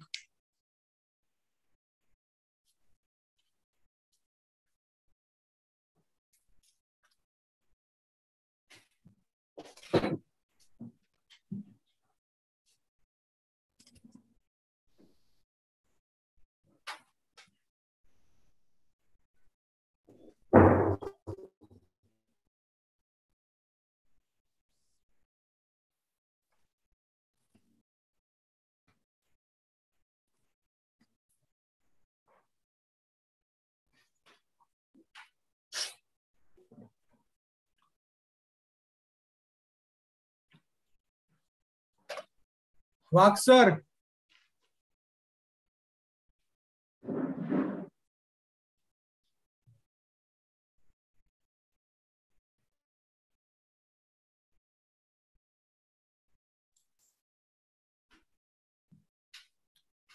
Just a 2 minute. We will start very soon. The chairperson of this webinar, President of our institute, Honorable Bhaiya Sahib Advocate Sandeep Suresh Patil, will join the meeting within 2 or 3 minutes.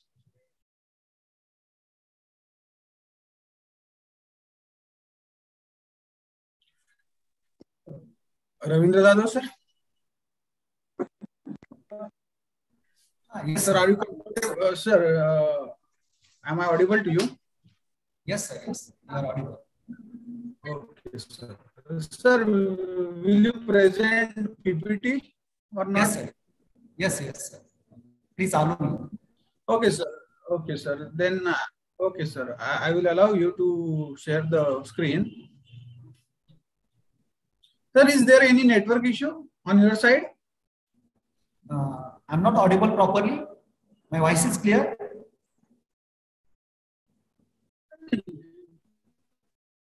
Voice is clear, sir.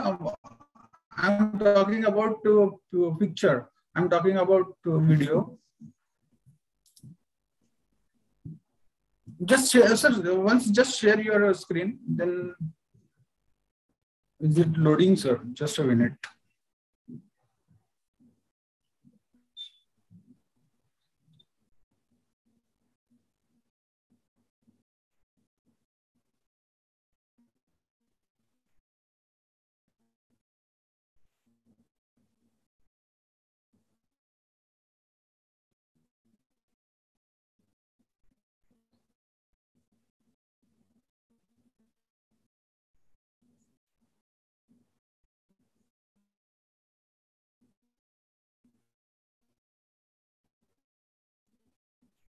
It is visible, sir.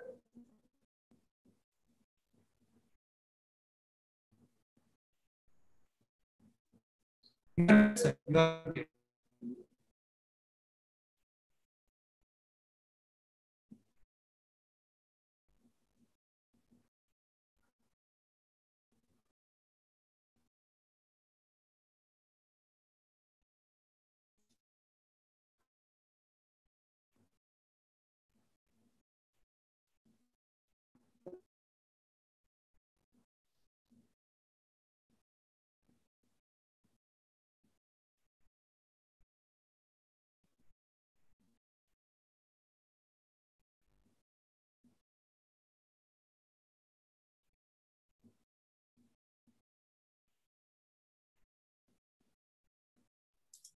Jadhav, sir. Yes, yes, sir.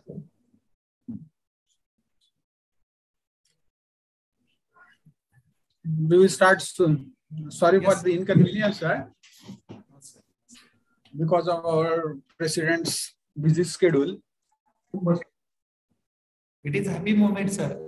He is with Pleasure us. for us to see you.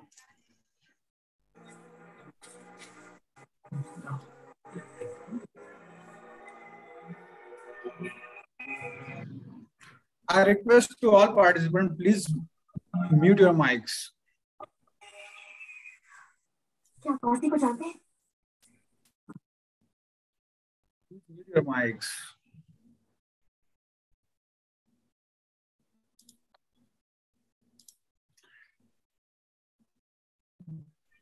Dr. Shailesh Kumar Wag sir.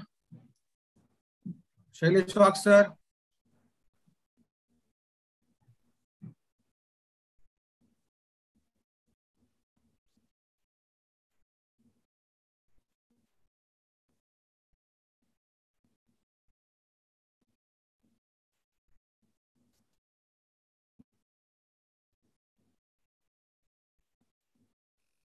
Abhijit sir, am I audible?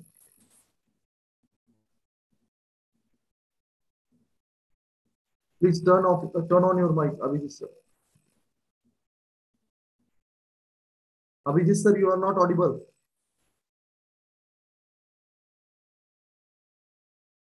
Yes, sir. You are audible. Abhijit sir, please start our third session. Our President, Honorable Bhaiya Sahib, will join us within 10 minutes, and they speak with our schedule at 1:25. So please start our third session. Shall we start? Shall we start? Yes, please start, sir. Okay. Sir, am I audible to you? Yes, yes. Okay, sir. Sir, the screen थोड़ी फक्त laptop आहे ना sir? हो. थोडं असं पुढे करून घ्याल सर ती पुढे. हो. ओके. आदरणीय साहेब जर थोड्या वेळाने आपल्याला जॉईन होणार आहेत त्याच्या अगोदर आपण मग सेशन स्टार्ट करायला काही हरकत नाही. सो I welcome to the resource person of our third session, Dr. Ravindra Jadhav sir, Assistant Professor, KG Somaya, College of Arts, Commerce and Science, Kopargaon. I heartily welcome to you, sir.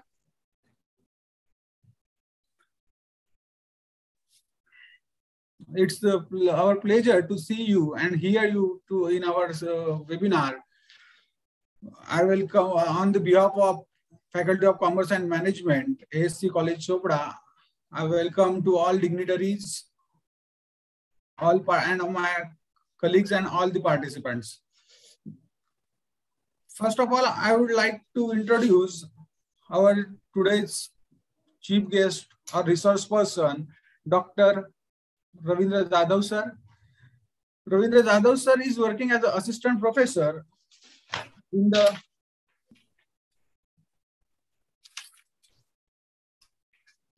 KG Somaya College of Arts, Commerce and Science. Sir has completed his MCom, Master of Business Administration in Human Resource Management. Sir have completed his PhD in Commerce. Sir is Dr. Jadhav is the research guide of Savitribai Phule Pune University.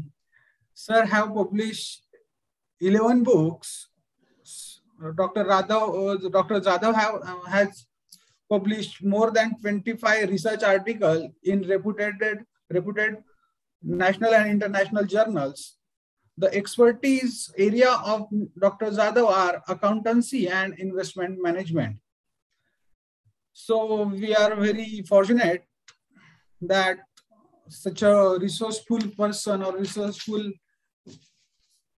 academician will guide us today. So without delaying, I would like to request Professor Ravindra Jadhav sir, please share your valuable thoughts and share your knowledge with us and with our participants. Over to you, sir. Thank you, sir. Firstly, welcome. I express my gratitude towards all stakeholders of the college and organizing committee for inviting me in the national level series of webinar entitled Financial Literacy, which is organized by Faculty of Commerce and Management, Mahatma Gandhi Shikshan Mandal's Arts, Science and Commerce College, Chopda.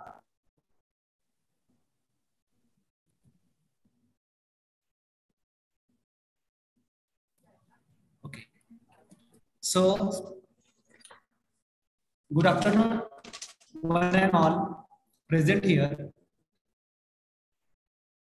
Today's chairperson, Honorable Advocate Bhaiya Sahib Sandeep Suresh Patil, President Mahatma Gandhi Shikshan Mandal Chopda, Honorable Principal Dr. D.A. Suryavanshi, Mahatma Gandhi Shikshan Mandal, Arts, Science and Commerce College, Chopda. Then respected Professor Dr. Anil Dongre, Director of Studies, Kavit Chaudhary, North Maharashtra University, Jalgaon. He has given a fruitful lecture on Indian financial system. Also respected Professor Dr. Shyam Salunke, Vice Principal, ERB Garud, Arts, Commerce and Science College, Shendurni. He also gave a wonderful session on digital payment system before me. Convener of this program, respected Dr. C.R. Devre sir, Head, Faculty of Commerce, respected Professor Salunke and Professor Ghansha Patel, coordinator of this national level webinar series of financial literacy. Once again, I express my gratitude to all stakeholders and organizing committee for inviting me to this webinar. Sorry to interrupt you, sir. Jadhav sir, sorry to interrupt you. Sir, will you please make your network stronger? Your voice is not clearly audible. Just wait, sir. Just wait.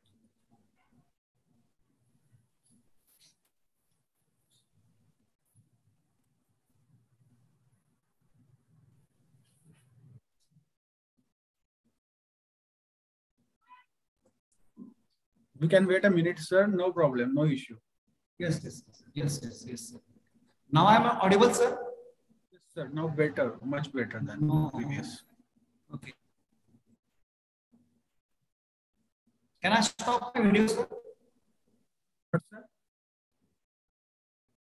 Sir, now I'm audible.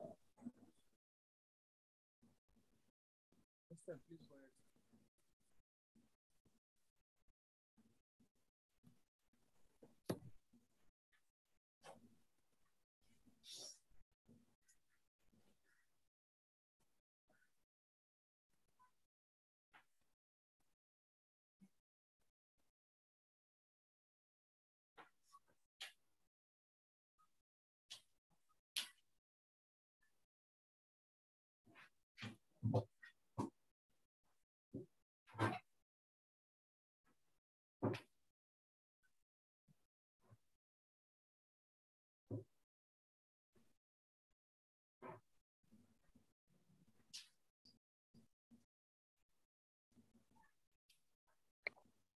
Sir, I'm audible now. Yes, sir. Yes, sir. Yes, sir. Sorry for interrupt. No.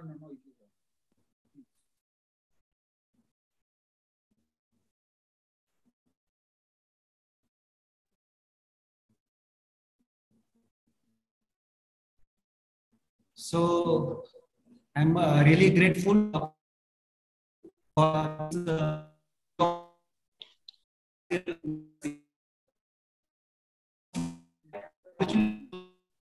committee to select such a wonderful topic for that is the financial literacy.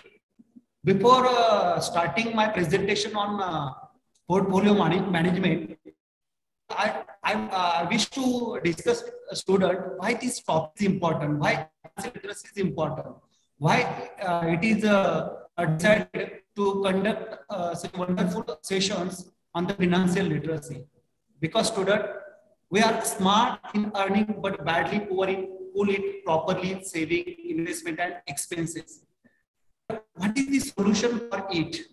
What is the solution for to pull our money properly in saving, investment and expenses? The proper solution is that financial planning. So we are able to generate income, but we are unable to properly to saving, investment and expenses. Many times what happens, when we earn the income, we think about the expenses first. But when we think about the financial planning, when we literate the financially, then we firstly think about the saving, then investment, and then expenses. That's why this topic is very fruitful and useful to all participants and students. So now portfolio management.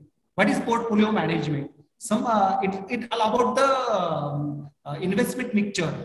We always invest our money into the various options, and when we collect all this investment option at one place, at that time it is the portfolio, and when we management. So why portfolio is required? So it is required because we need to diversification of our investment for reduce the risk and getting the more returns from it.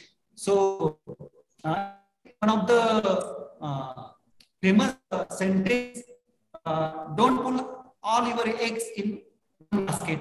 Why? Because you put all your eggs in one basket, it should be break, and you lost your all eggs if you pull it in one basket.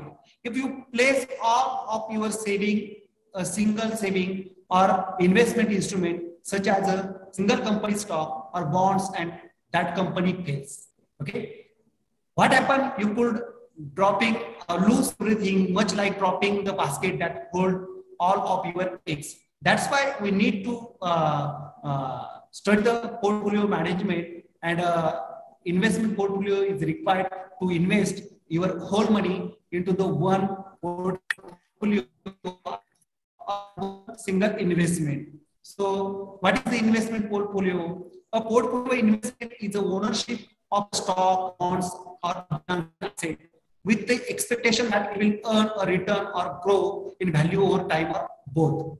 That means when we invest your money into the different types of investment, instead of into the single investment, at that time we say that it is the investment portfolio. The term portfolio investment cover a wide range of asset classes, bonds, real estate investment trust, that is ITs, mutual fund, exchange traded fund, ETFs, and bank certificates of deposit, etc. So this is the mixture of investment. Yes, sure. Many people think about the portfolio, but they are not able to make it properly. Just like a basket of this vegetable. Okay, there are certain types of vegetable here, but not keep it properly, not manage it properly. Similarly, when you not able to keep or hold your investment properly, that means it is a mismanagement of your portfolio like this. Okay, so you need to make this. So this is the management of the fruits and vegetables.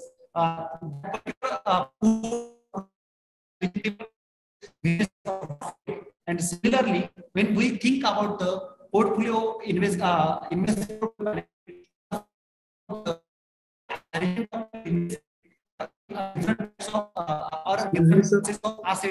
Jadhav sir, that's like sorry for the disturbance. Jadhav sir, will you please start your mobile network? Just you show your screen on your laptop and please talk with your mobile devices. So please, it is okay. Because your voice is not clear.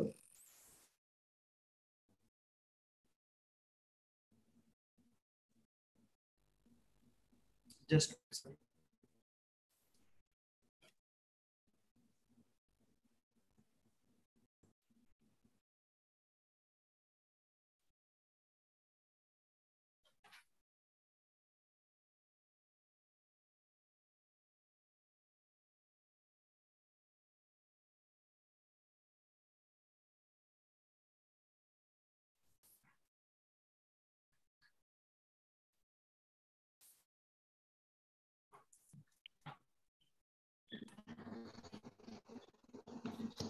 Sir, my voice is audible? Sir,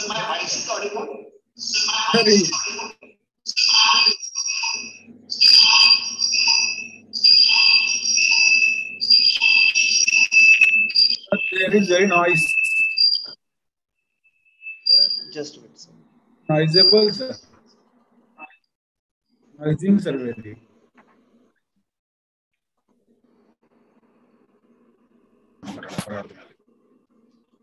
Hello.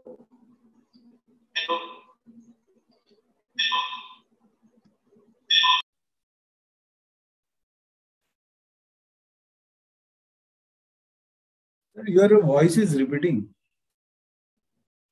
Unmute, please. Jadhav sir, please unmute yourself. Yes, it's due to both the device at same place. Sir, now I am audible. Hello. Please make. Hello, sir. Sir, will you please make.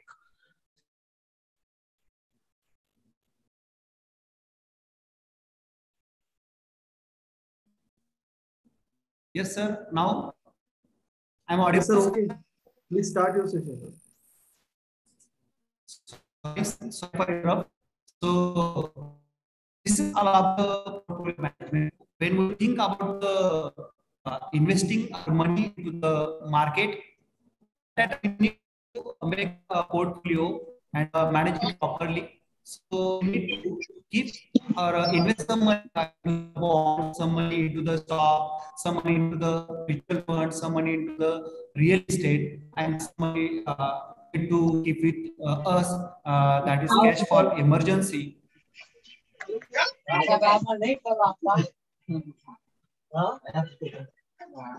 Okay. So what for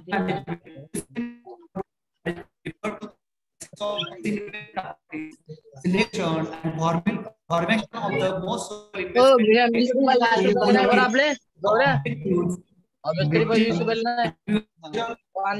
portfolio from time to time and implementation of the required this is about the portfolio management. To discuss about the portfolio management. So why we need to objective make portfolio management. One objective is that capital acquisition. We need to make our portfolio management to increase our capital. That means increase our asset.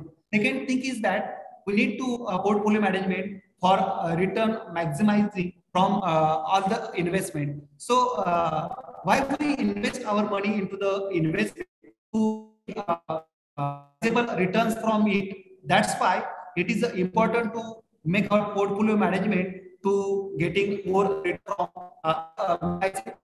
risk from it. Investment goals. So it is also one of the important objectives behind portfolio management is that to achieve our investment goals.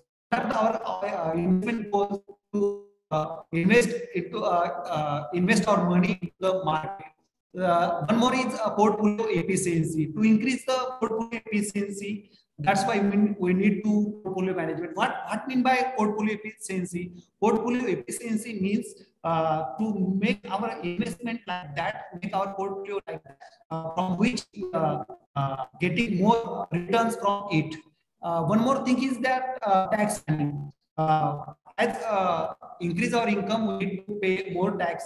But certain investment options are here which are useful to save our tax because that particular investment eligible for tax benefit.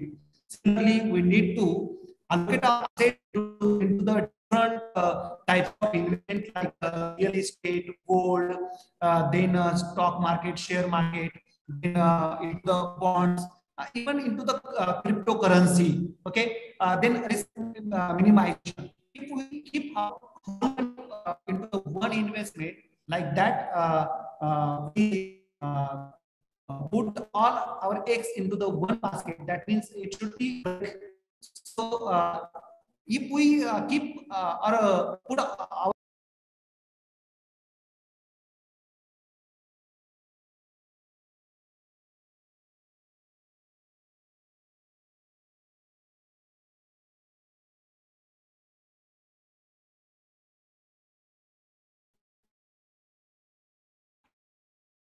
sorry, sir, my network is badly.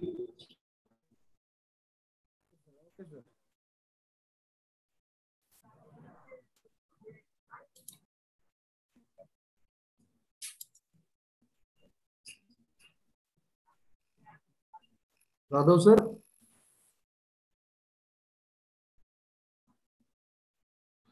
Hello, I'm audible, sir.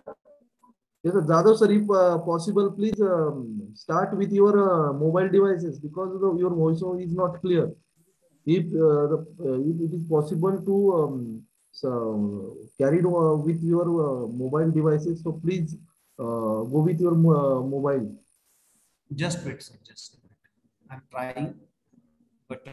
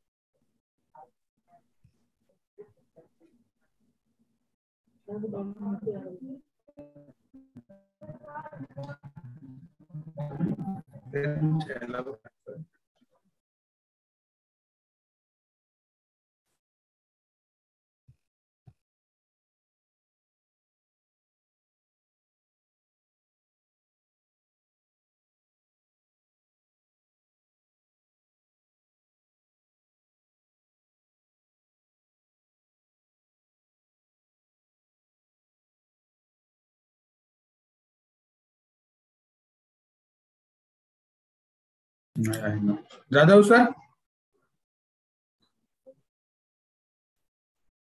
Jadhav sir. I'm audible now. I'm audible now. I'm audible now. Yes, sir.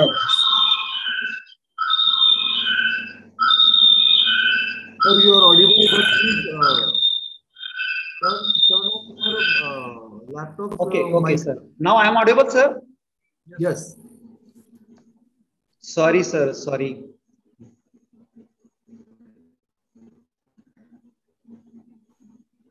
Sorry. So, sorry for interrupt. So these are the certain objectives of portfolio management. So after the discussion of capital appreciation, return maximizing, investment goal, portfolio efficiency, tax planning, we also need to asset allocation into the various investment. Like we need to keep or invest some money into the share, some money into the bond, some money into the gold, some money into the even into the cryptocurrency, some money into the mutual fund, some money into the SIP. So for the purpose of asset allocation, it is a need to portfolio management because it is not a better option to keep our whole money into the one particular investment.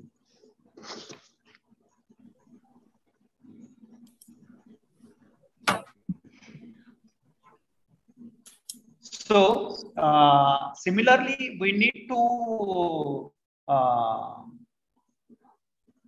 there is one important objective is that to minimize our risk. One more objective is that to diversification of the investment.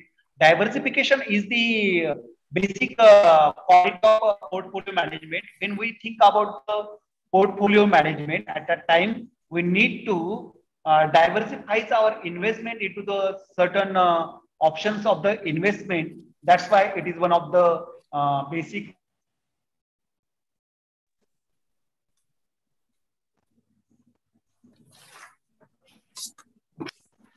objectives of the portfolio management. Similarly, there are various types of the portfolio management. Aggressive portfolio management. Aggressive portfolio management is the portfolio where we invest money into the such type of investment where the risk is more, but return is also more in this type of portfolio. Such type of portfolio is called the aggressive portfolio. Then defensive portfolio. Defensive portfolio is the portfolio where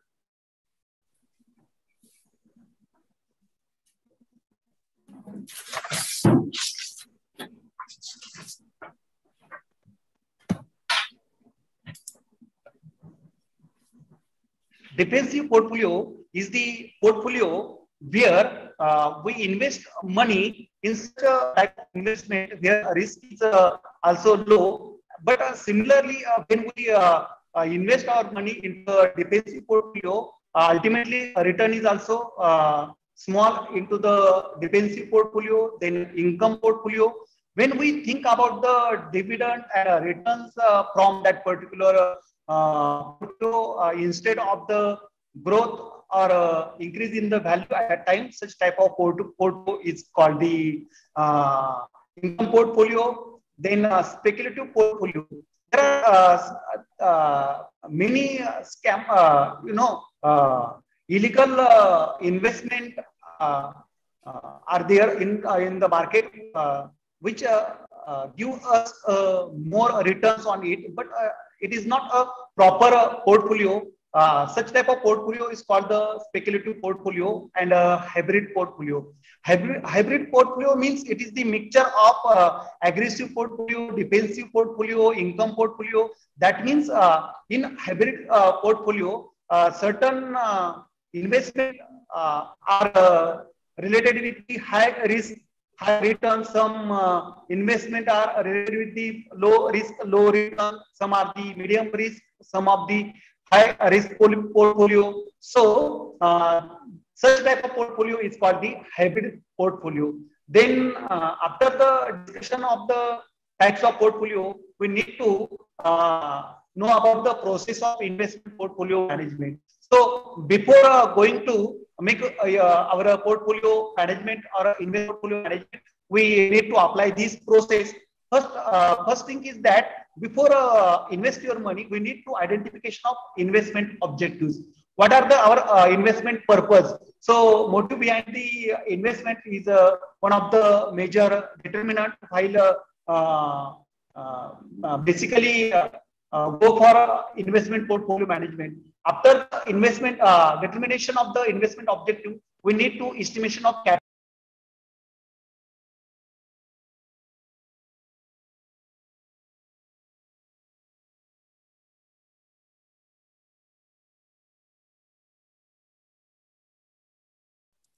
Jadhav sir, please unmute your mic.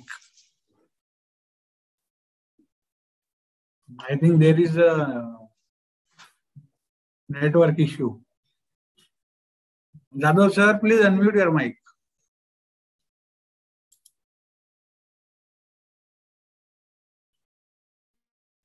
Extremely sorry for interrupting again and again.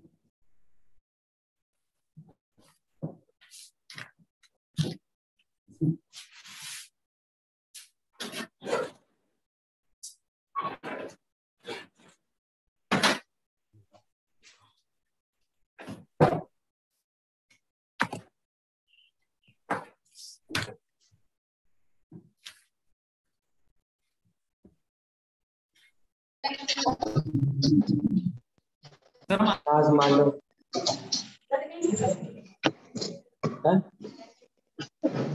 मुझे लगी ना सोडेगा Jadhav sir, हाँ please सोडेगा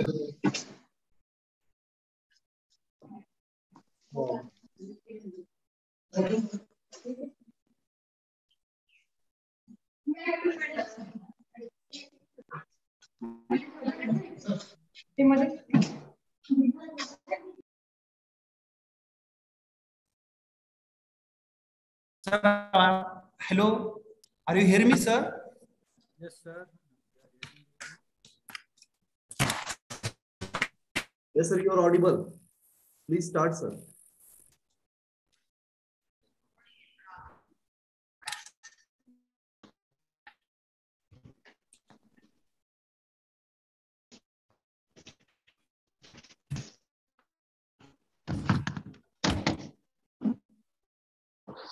Sir, Audible? Extremely sorry, sir. Extremely sorry. Okay, sir.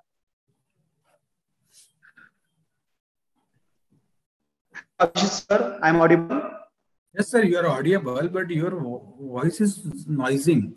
So I just request you, please make something that your network will become stronger. I'm trying. Yeah, sir, I'm trying, but my network Yes, sir, badly affected today. Okay, no issue, sir. Now Extremely you are sorry for. Extremely sorry for. no issue, sir. Now you Extremely are sorry. audible, sir. Please go ahead, sir. Okay, sir. Sorry for interrupting again and again. So it is necessary to so before to the investment, we need to study the capital, and after the capital market, we need to take a decision regarding asset allocation. Where we are going to invest. That means we have available lots of options are there. So we need to take a decision regarding asset allocation into the share market, into the SIP, into the mutual market, into the gold market, into the capital market, similar.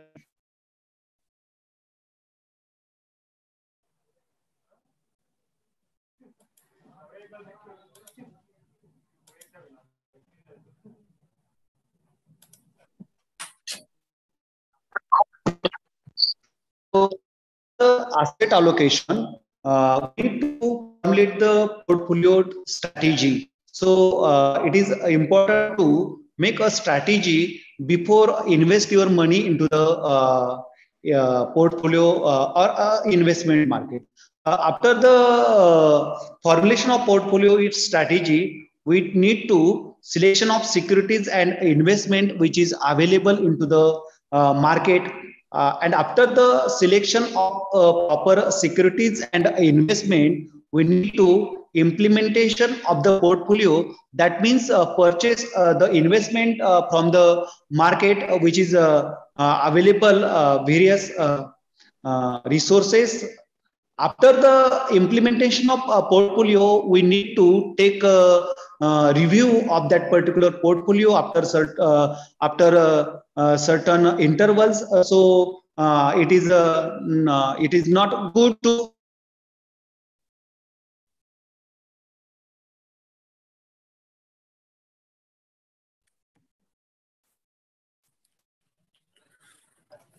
Jadhav sir, you are not audible, sir.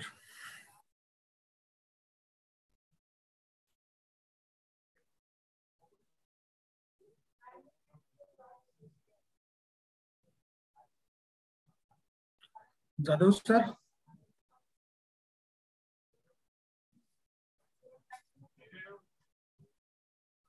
Jadhav sir, please unmute yourself. Jadhav sir.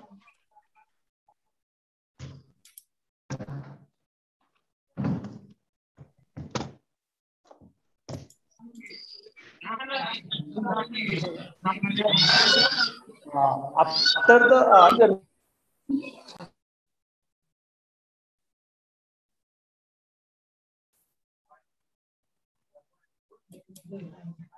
Jadhav sir, please unmute yourself.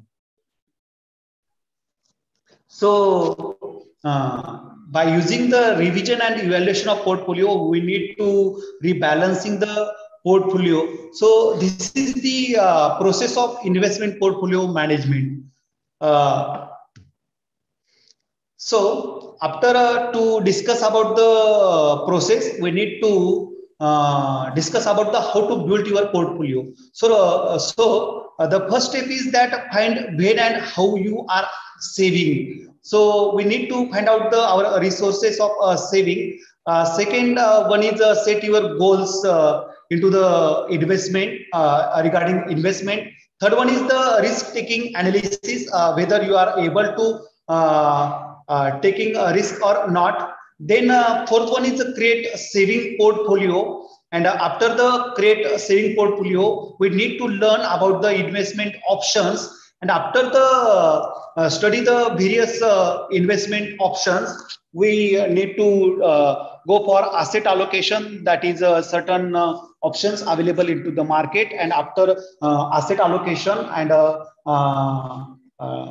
study about the various investment options available in the market, we need to build your portfolio. So these factors are to be considered while creating a portfolio. So these are the some determinant which are necessary to think before going to invest your money into the market. So first is diversification. So when we think about the portfolio management, then you should to think about your money should be invest in more than one alternatives. That means you keep your money or invest some money into the share market, some money into the bond market, into the bond, some money into the SIP, some money into the mutual fund, some money into the real estate, some money into the gold, some money into the even a new investment option, that is a crypto. So diversification is important factors to consider while creating a portfolio. Then cost of investment, it is also important.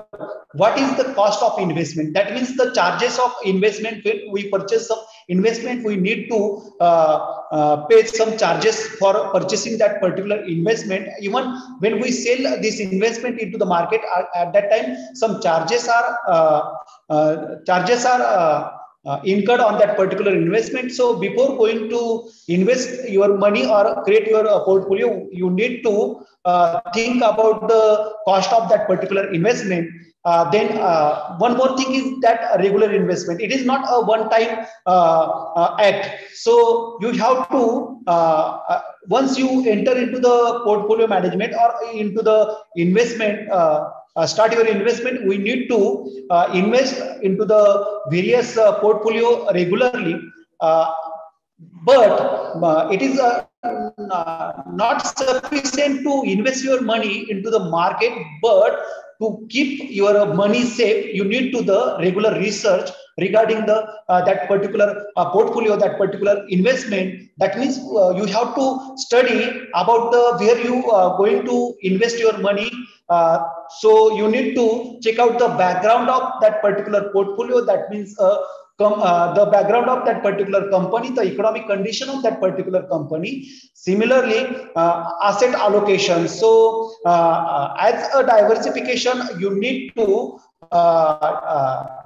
allocate.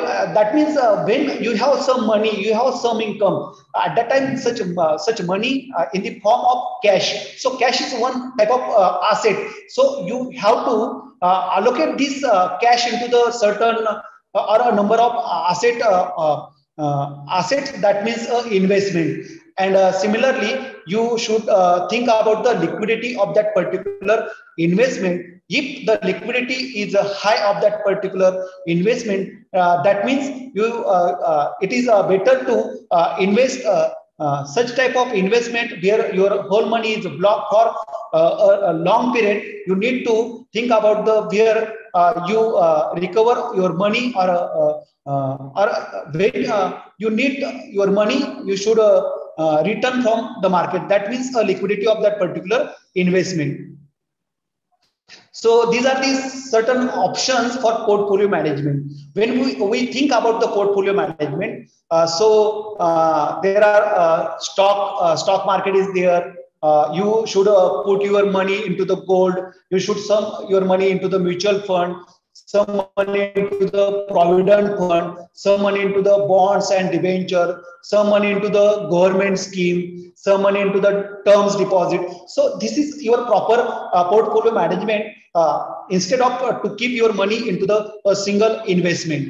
So when we think about investment, we need to think about the risk and return. So this is the hierarchy of risk and return. So here this is the return line and this is the risk line. So here the graph shows that a bank deposit have a lowest risk, but similarly the return from bank deposit is also lower than other options of the investment. So bank deposit, the rate of return from bank deposit is less. Public sector bonds return is more than bank deposit. Corporate bonds return is more than public sector bonds. Mutual fund return is more than corporate bond. Equity return is more than mutual fund. And also venture fund return is more than equity, but similarly the venture fund risk is more than equity. Equity risk is more than mutual fund. Mutual fund risk is more than return. Mutual fund risk is more than corporate bonds. Corporate bonds risk is more than public sector bond, and public sector bonds risk is more than bank deposit. So before invest your money into the market, you need to think about the where to invest, how to invest, and how much to invest into the certain investment option. So this is first option when we think about the portfolio management, that is fixed or term deposit. Fixed deposit is one of the oldest and safest investment instrument provided by the bank. Many people still bet on a fixed deposit because there is less risk in the fixed deposit. Even the return is less than other investment alternatives. Okay, so the interest rate on fixed deposit are higher than the interest provided on saving account or current account balance. That means other product of the banks, that is the saving account and current account. The rate of interest is good on the fixed deposit. That's why many people think about to keep their money into the fixed deposit instead to invest money into the saving or a current account. Similarly, it is necessary for every individual to diversify his or her investment portfolio into various types of fixed income and variable income investment sources. So fixed deposit is one of the alternative, which is you receive a fixed income on it. So it is not depends on the market circumstances. It is not depends on the economic condition of that particular market, but you are able to get a fixed rate of return on the fixed deposit or a regular income source of investment. So this is the some pros and cons of fixed deposit. So when we think about the advantages of fixed deposit, it is the safe mode of investment. It offered fixed and stable rate of income, that is a rate of interest. Then it is a premature withdrawal allowed. You can withdraw your fixed deposit before it matured. Then there is one more advantages of fixed deposit, that is a tax benefit. If you keep your money into the fixed deposit for 5 years, you get tax benefit under Section 80C. Then loan against FD at lower rate. You can withdraw some money from your fixed deposit at lower interest rate. So these are some advantages of the fixed deposit, but there are also some cons or disadvantages of fixed deposit. So when you keep your money into the fixed deposit for 5 years, that means you lock your fund for 5 years. Similarly, it is lower rate of return.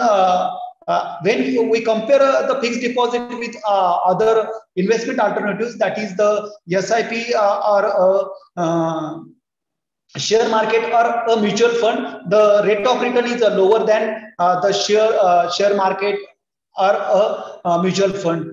Similarly, penalties on a premature withdrawal. If you withdraw the money before withdrawal period is that means a mature period is not over. So bank may charge some penalties on it. Similarly, interest is taxable. Yes, definitely. When you keep your money into the fixed deposit, it allowed under the for tax benefit under the Section 80C, but interest which is earned on it, it is not exempted. That means it is a taxable. And one more thing is that fixed rate of interest. That means the booming market. That means advantage of booming market is not enjoyed by the investor who invest their money into the fixed deposit, because in a fixed deposit they get a fixed rate of interest. Okay, so the second option is a stock market or share market. Okay, so stock market are the venue or a place where buyer and seller meet to exchange equity share of public corporations. Where a public, that means an investor purchase the shares and sell the shares. Such place is called the share market or a stock market. Stock market are a vital component of a free market economy because they enable democratize access to trading and exchange of capital for investor, all kinds. So this is one of the popular investment option, that is to purchase the shares from stock market or a share market. So these are the participants in the stock market. So SEBI is the regulator who regulate the stock market or a share market. Then stock exchange. Stock exchange is the place where people can purchase and sell their shares. That means basically company listed their shares into the stock market, and public purchase shares from stock exchange through the broker. So broker is the mediator between purchaser and seller of the shares. So one more important player into the stock market, that is investor and trader. So who wish to invest their money into the stock market is called the investor, and who sell their shares into the share market are called the trader, that means a company. So these are the some participants in the stock market. So how it is working? So basically there are two parties, investor and companies. Company wish to sell their shares to the investor, and investor wish to purchase the shares from company. So there is one mediator, there is one market where company offer their share for sales, and investor wish to purchase the shares from that place. That place is the share market. So investor purchase the share from share market, and a company listed their shares into the share market for offering their shares to the public. So this is one of another one picture of how share market work. So basically a company listed their shares into the stock market. Okay, there are two popular stock market in India, Bombay Stock Exchange and National Stock Exchange. So here company listed their shares into the stock market, and after listed their shares, some people are wish to purchase the shares, and some people purchase to sell their shares. So there is one mediator, that is a broker, who helps to purchase the shares, who wish to invest their money, and also he helps to the seller who wish to sell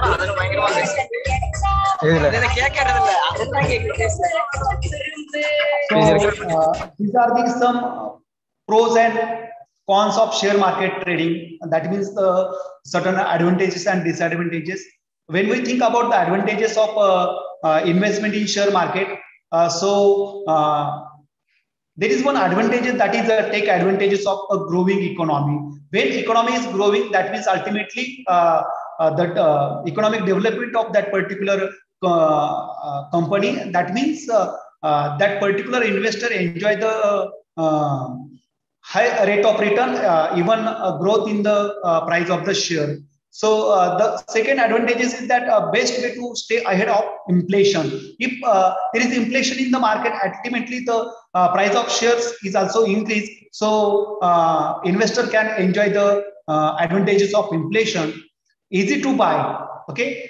Then make money in two ways. That is a return in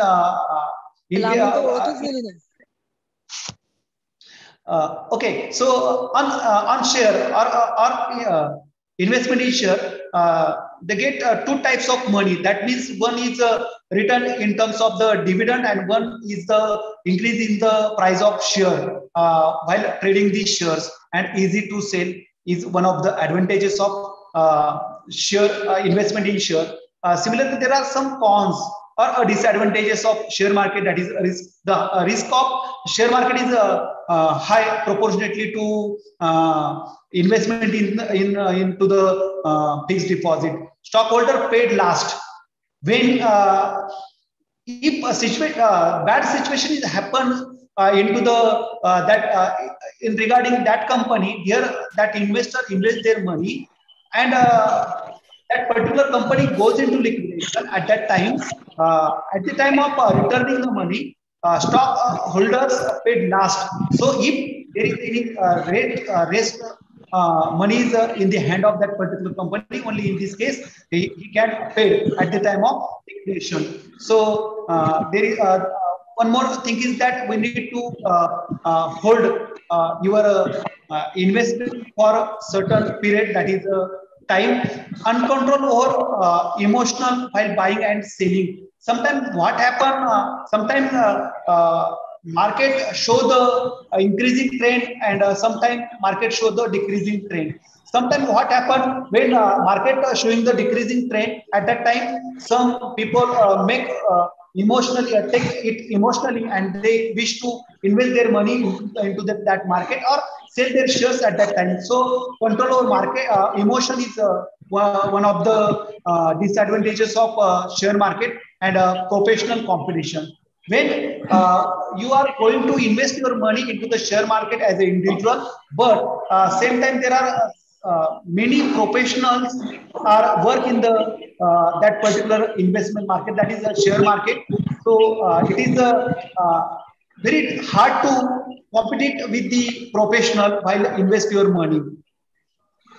So checklist before investing in share market. So when you think about the invest your money into the that particular share market, you need to study the current statistic of that particular company, milestone of that particular company, brands and product of that particular company where you going to start your investment, promoters information, that means face value of that particular promoters, manufacturing details, target market, top competitors, major shareholders, subsidiaries, annual performance of that particular company. That means what financial performance and financial position show by the that particular profit and loss account and balance sheet, quarterly analysis of that particular financial state, financial statistic of that particular company, company's share performance, shareholding patterns,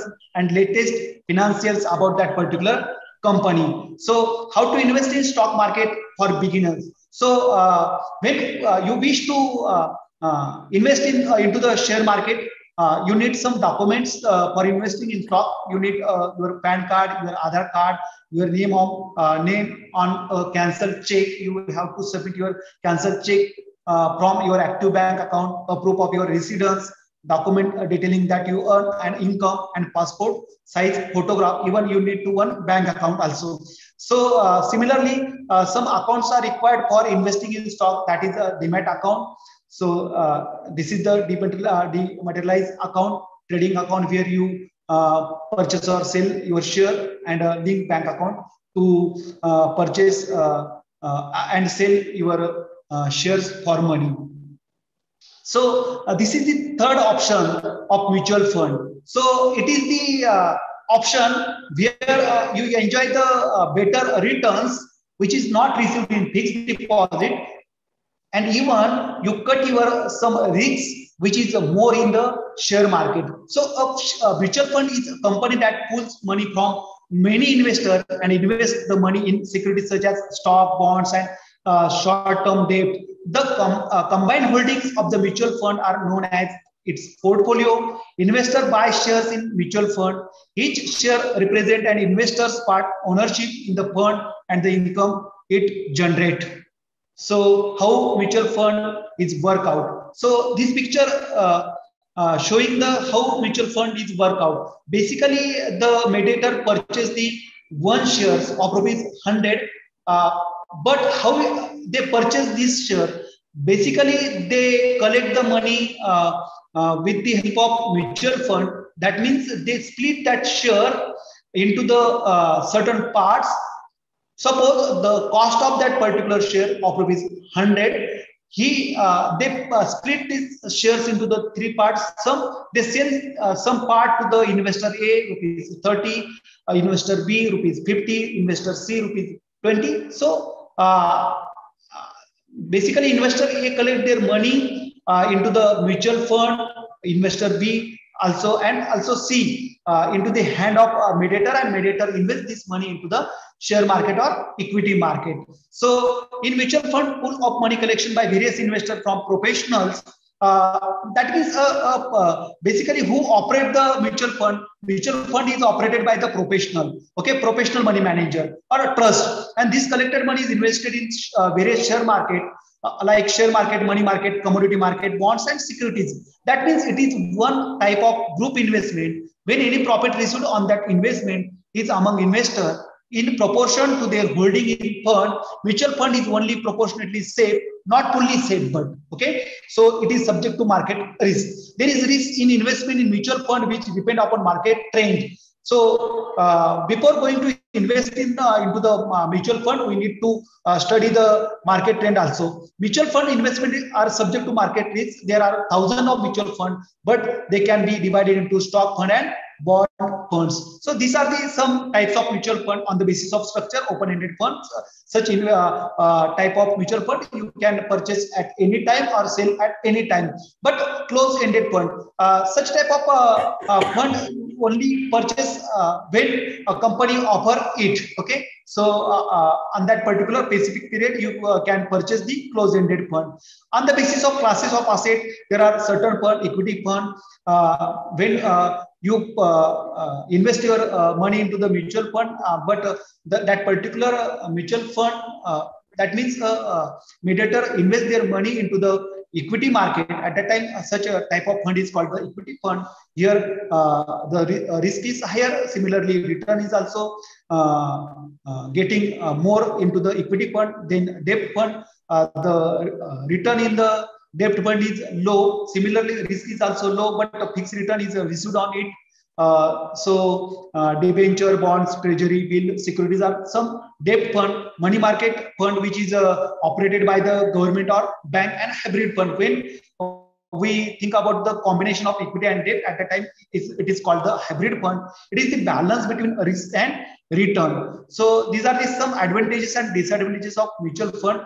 Advantages are portfolio diversification, risk management, professional management, low transaction cost of mutual fund, well regulated, easy investment, and some of the disadvantages also with the mutual fund, that is no tailor-made portfolio, no control over cost, long-term lock-in period, not offer fixed guaranteed return, investors have no control on mutual fund. So these are the some advantages and disadvantages of mutual fund. One more option of investment is that cryptocurrency. Nowadays, it is very popular among the investors. Even recently, Mukesh Ambani has also said that he's very much interested into the cryptocurrency, and he also invested his money into the cryptocurrency. But it is basically in many countries it is a legal investment. Even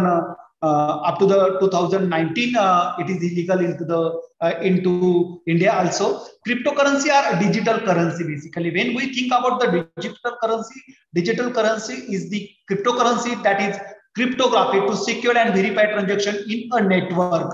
Cryptography is also used to manage and control the creation of such currencies. Bitcoin and Ethereum are example of cryptocurrencies. Depending on the jurisdiction, cryptocurrencies may or may not be regulated. It is the transaction between peer to peer. That means here, who wish to purchase the cryptocurrency and who wish to sell their cryptocurrency, only two parties are involved in the cryptocurrency. There is no any mediator. There is no any regulator that like government and bankers. So it is the transaction between peer to peer. First time it is introduced in 2019 by Bitcoin, and it is used for purchase of goods and services. So with the help of cryptocurrency, you can purchase your goods and services also. It was illegal up to 2019 in India because government of India was banned it, but now it is admitted but not recommended by government. So just on 1st January, Nirmala Sitharaman, our finance minister, announced that in budget 2022-23, they proposed that 30% tax on virtual digital currency or crypto. So this is the easy money actually. When we charge the higher rate of tax, that is 30%. So it is the money from gambling. Okay, so when we earn something, when we earn a return from cryptocurrency, our government should charge 30% tax on it. And similarly, our finance minister announced that by 2023, our government, with the help of RBI, they also launched one digital currency named blockchain-based RBI-backed central bank digital currency, that is popularly known as CBDC, will be introduced, and it will be legal into the Indian investment market. So this is the actually process of trading of cryptocurrency. Here, someone requests a transaction who wish to purchase purchase the crypto. He just send a request for purchase, or if he wish to sell his crypto, he just request to transaction. So here, transaction broadcasted into the peer-to-peer computer. There are a number of computers involved in the crypto transactions. Heavy nodes are there, and there are certain people working into the cryptocurrency. Such people popularly known as a miner, who verify the transactions, check out the transaction, whether it is that means who wish to sell their crypto. Miners check out whether he has a crypto or not, or who wish to sell, who wish to purchase the crypto, miners verify he is able to purchase it or not, or that required fund is in the hand of that particular purchaser.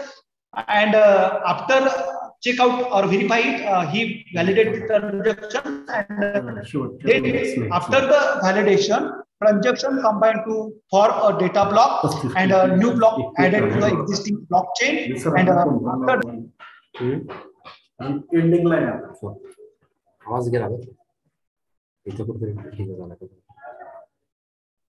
आवाज गेला नाही त्यांचाच गेला Jadhav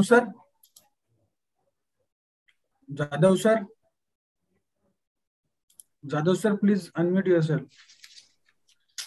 Okay.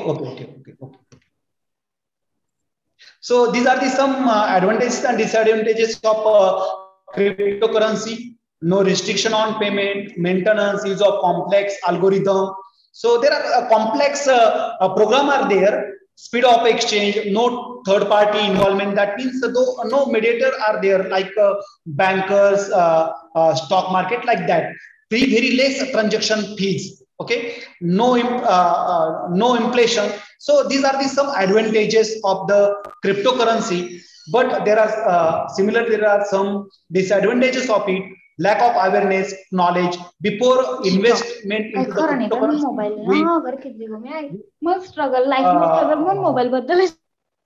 Detailed knowledge about it, but many people invest in cryptocurrency without the getting knowledge of it. Use of complex technique, highly volatile in nature, not accepted everywhere.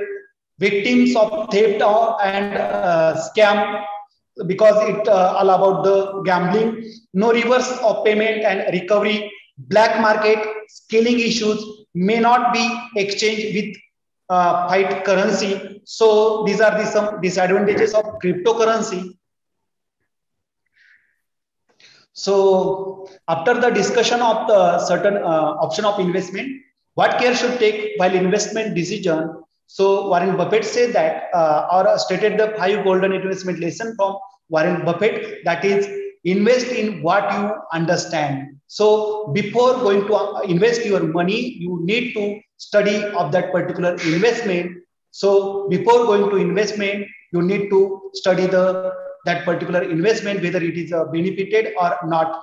Investment in productive asset. So never invest your money into the productive asset which give a better returns. Only those assets you should invest your money. Cash is a bad investment, because when we keep cash with us, there is no any return from that particular cash. There is no increase in that particular asset. Too much diversification is not good. So before when we think about the portfolio management, we never think that, we always think that we need to invest your money into the certain or a large number of options, but large diversification is not good. So you keep your portfolio, but not more than 3 to 4 options keep in your portfolio bucket. And one thing is that avoid herd mentality. So these are some golden investment lesson from Warren Buffett before going to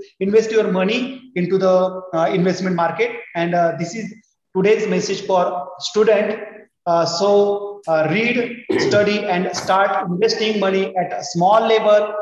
If you read the literature of investment, you study the study about do study about the investment market, and that means after the study and reading, you are able to know about where to invest and when to invest, and then you start investing money at a small level. If you start a small investment today, ultimately you can become a good investor in the future. So for better investor of the future India, you start invest money into the market, but after study. So this is message from my side.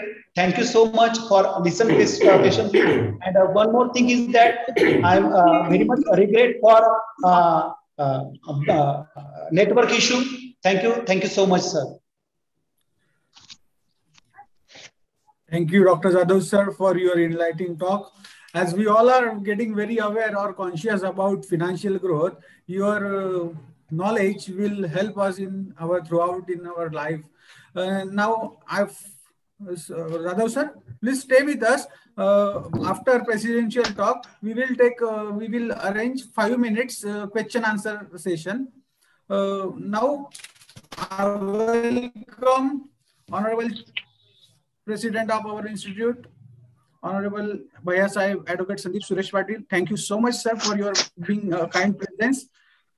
Now I would like to invite Honorable Bhaiya Sahib, please, for presidential talk.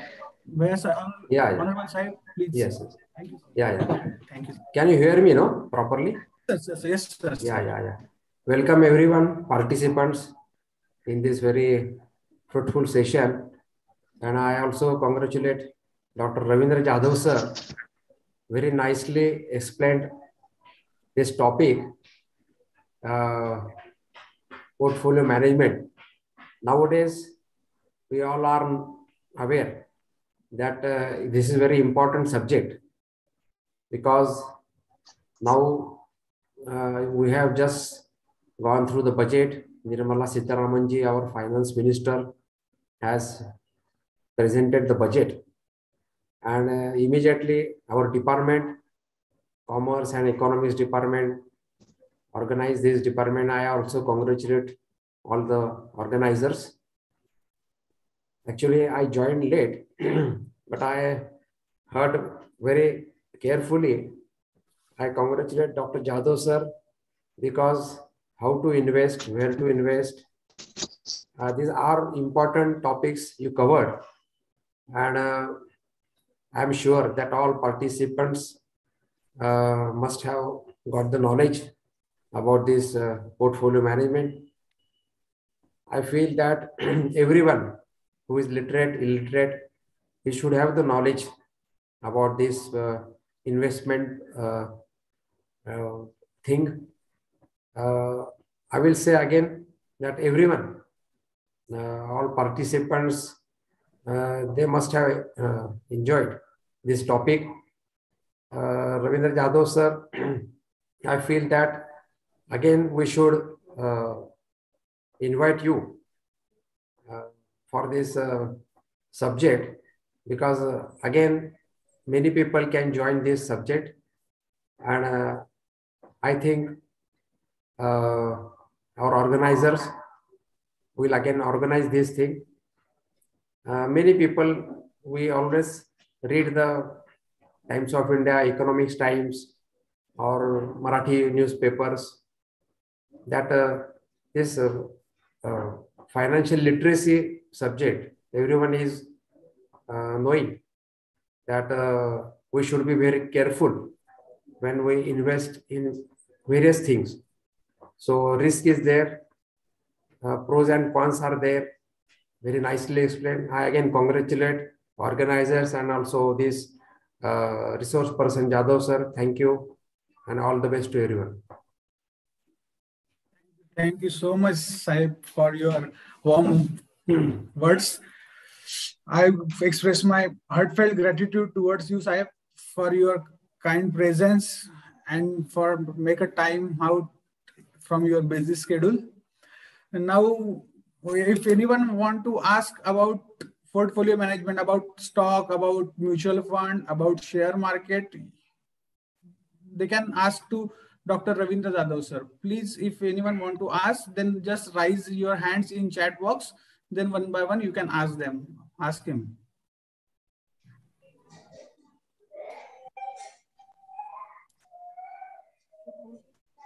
There is no one want to ask. So, Ravindra Jadhav, sir, am I audible? Yes, sir. Yes, sir. Okay. I am Okay, audible, but disruption from my side by many times due to what happened. I don't know, but today my network. Okay, sir. No issue, sir. Shubham Mate has raised the hand. If you want to ask, Shubham Mate, if you want to ask, please unmute your mic and ask to Dr. Jadhav, sir.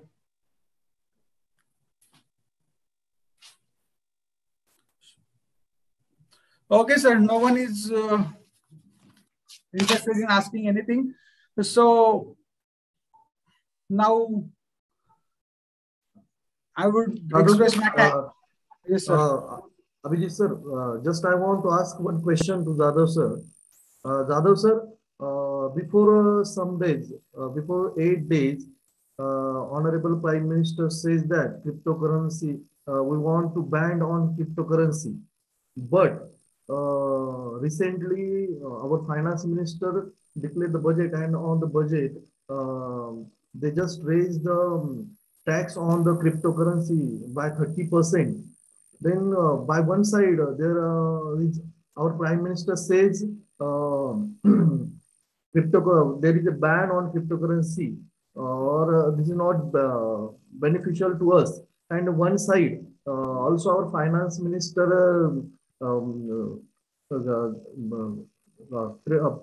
finance minister is accredited 30% tax on cryptocurrency. Then I think, as per my knowledge, our prime minister says there is a ban on cryptocurrency before some days, and recently finance minister said there is a 30% tax on cryptocurrency. Means, how is this policy? What is your opinion about that? Rightly marked by you, sir. Actually, it's like one side we think about the ban on liquor, wine, on all that things. So cause of the bad remark of it. But similarly, it is one of the major revenue source to collect tax on the liquor. Similarly, here, actually, when we think about the cryptocurrency, it is the actually easy money, and it is the not safest way of when we think about the investor. So our prime minister at that time think about the our people. But similarly, there is one of the source to generate more revenue to run the government. That's why they also give that means give more and more.